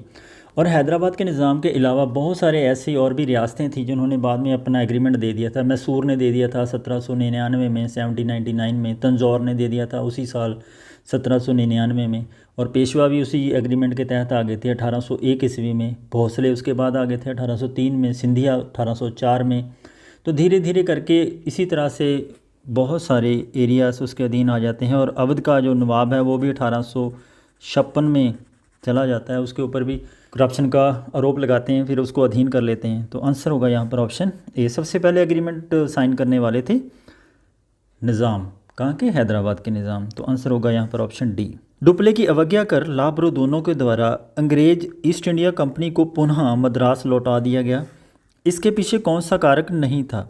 लाब्रो दोनों ने पहले ही अंग्रेज़ों को फिरौती के बदले में मद्रास लौटा देने के लिए वचन दे दिया था। हाँ, ये कारक था। तो ये है option C is the answer of this question. Let us move on the next question. अंग्रेज़ों के द्वारा देसी रियासतों के साथ की गई निम्न संधियों को हमने कालक्रम के अनुसार लगाना है। तो यूजीसी नेट ये जुलाई 2016 में क्वेश्चन पूछा जा चुका है, तो काफ़ी इम्पॉर्टेंट क्वेश्चन है। सालाभाई की संधि, सालाभाई की संधि, बसीन की संधि, श्रीरंगपट्टनम की संधि, इलाहाबाद और कड़ा की संधि, इनको क्रोनोलॉजिकल ऑर्डर में लगाइए। सबसे पहले सालाभाई की संधि होती है 17 मई 1782 को। आपको मैंने पहले ही कहा है 17 मई 1782 को होती है सालाभाई की संधि। उसके बाद बसीन की संधि, बसीन की संधि का समय काल था 31 दिसंबर 1802 को। श्रीरंगपट्टनम की संधि ये होती है मार्च 1792 को, याद रखना, मार्च 1792 को। और उसके बाद सबसे इम्पॉर्टेंट संधि होती है इलाहाबाद की संधि, ये होती है 12 और 16 अगस्त 1765 को। ठीक है, तो इसको क्रोनोलॉजिकल ऑर्डर में लगा के देखो। सबसे पहले आएगी 1765 वाली, तो 1765 को होती है डी। तो डी सबसे पहले देखो कौन सी ऑप्शंस में है, तो डी है केवल ए में, तो A is the answer of this question. ठीक है, late us move on the next question. निम्नलिखित घटनाओं का सही में हमने कालक्रम लगाना है। बंगाल में द्वैत शासन की समाप्ति ये होती है 1772 ईस्वी को, 1772 को। और इलाहाबाद की संधि, इलाहाबाद की संधि तो मैंने अभी आपको करवाई है ना, 1765 को। आ गया याद? ठीक है। प्लासी का युद्ध, प्लासी का युद्ध होता है 1757 ईस्वी को। और वांडीवाश का युद्ध ये कब होता है? वांडीवाश का युद्ध होता है 1760 को। यस, आपको याद आ गया, 1760 ईस्वी को। तो इसको लगाइए क्रोनोलॉजिकल ऑर्डर में, क्या लगेगा इसका आंसर? तो आंसर आएगा सबसे पहले 3, फिर 4, फिर 2, फिर 1। तो आंसर है ये ऑप्शन ए। अंग्रेज़ों के द्वारा देसी रियासतों के साथ की गई निम्न संधियों को हमने कालक्रम के अनुसार लगाना है। फिर से वैसा ही क्वेश्चन है, और संधियाँ बहुत इंपॉर्टेंट है, हर क्वेश्चन में ये पूछी जाती हैं। असहाय की संधि, लाहौर की संधि, राजापुर की संधि, हैदराबाद के निज़ाम के साथ सहायक संधि। अब इनके समयकाल के बारे में लगाइए, कब होगी ये? देखो, सबसे पहले ये संधि होती है हैदराबाद और निज़ाम के बीच में 1798 इसमें में 1798 में, मैं पहले आपको बता चुका हूँ, सहायक संधि के तहत। उसके बाद जो दूसरी संधि होती है वह होती है असहाय की संधि 1803 ईस्वी में। ठीक है, और लाहौर की संधि तो मैं बहुत बार आपको रिपीट करवा चुका हूँ। ठीक है, 1846 में होती है, ब्रिटिशर और महाराजा रंजीत सिंह के बीच में। ठीक है, और राजापुर घाट की संधि ये होती है 1804 ईस्वी में। ठीक, अब इसकी क्रोनोलॉजी देखिए क्या बननी चाहिए। सबसे पहले आएगा 4, फिर 1, फिर 3 और 2। तो आंसर क्या होगा यहाँ पर? 4, 1, 3 और 2, ये है ऑप्शन बी में। ठीक है, चलिए, this is the last question of this video. मुझे लगता है कि आपने सारे क्वेश्चन अटैम्प्ट किए होंगे। अगर इन क्वेश्चन में से आपका कोई भी क्वेश्चन गलत हो जाए, मुझे नहीं लगता कि होना चाहिए। अगर आपने इस वीडियो को देखा है, बहुत सारे क्वेश्चन रिपीट भी हुए हैं, बहुत सारे एक्स्ट्रा फैक्ट्स भी मैंने आपको बताए हैं, और हर एक फैक्ट्स को यदि आपने अच्छे से सुना है, समझा है, ध्यान से पढ़ा है, तो ये क्वेश्चन आपके गलत नहीं होने चाहिए। ये क्वेश्चन भी करते हैं कि ब्रिटिश ईस्ट इंडिया कंपनी की स्थापना कब होती है। मैं ये क्वेश्चन बहुत बार इसी वीडियो में बहुत बार रिपीट करवा चुका हूँ कि ब्रिटिश ईस्ट इंडिया कंपनी की स्थापना कब होती है। ये होती है 16वीं शताब्दी के अंतिम काल में, 16वीं शताब्दी के अंतिम काल में। Answer is option C. चाहे यूजीसी में ये क्वेश्चन पूछा जा चुका है। कब पूछा गया था? ये शायद 2011 के आसपास क्वेश्चन पूछा गया था। तो क्वेश्चन ये रिपीट भी हो सकते हैं, क्योंकि अगर रिपीट डिट्टो ना हो तो इनके संदर्भ चेंज करके कुछ फैक्ट नए ऐड करके यूजीसी क्वेश्चन फ्रेम करता है। ठीक है, तो यहाँ तक आपने वीडियो को देखा। मुझे उम्मीद है आपने वीडियो से बहुत कुछ नया सीखा होगा, बहुत कुछ नए फैक्ट्स आपको पता लगे होंगे। रिपीटेडली बहुत सारे क्वेश्चंस ऐसे थे जिनमें बार बार कॉन्सेप्ट, बार बार स्टेटमेंट्स बहुत सारी ऐसी रिपीट हुई हैं जो मुझे लगता है कि आपने यदि बार बार रिवीजन की है तो आपको वह याद हो गई होंगी। ठीक है, अगर आपको वीडियो अच्छी लगी तो वीडियो को लाइक करिएगा, शेयर करिएगा। चैनल पर यदि आप पहली बार आए हैं तो सब्सक्राइब ज़रूर कर लेना। इस वीडियो का PDF मैं टेलीग्राम पर शेयर कर दूंगा, आप वहाँ पर जाइएगा, टेलीग्राम पर इस वीडियो का PDF को डाउनलोड करिए और प्रैक्टिस कीजिए। बहुत जल्दी UGC नेट हिस्ट्री का जो क्वेश्चन पेपर है February 28 को पूछा गया था, पहली शिफ्ट वाला और दूसरी शिफ्ट वाला, इस वीडियो के तुरंत बाद आपको वो क्वेश्चन पेपर मिलने वाला है।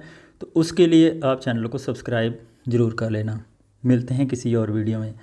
बहुत बहुत धन्यवाद।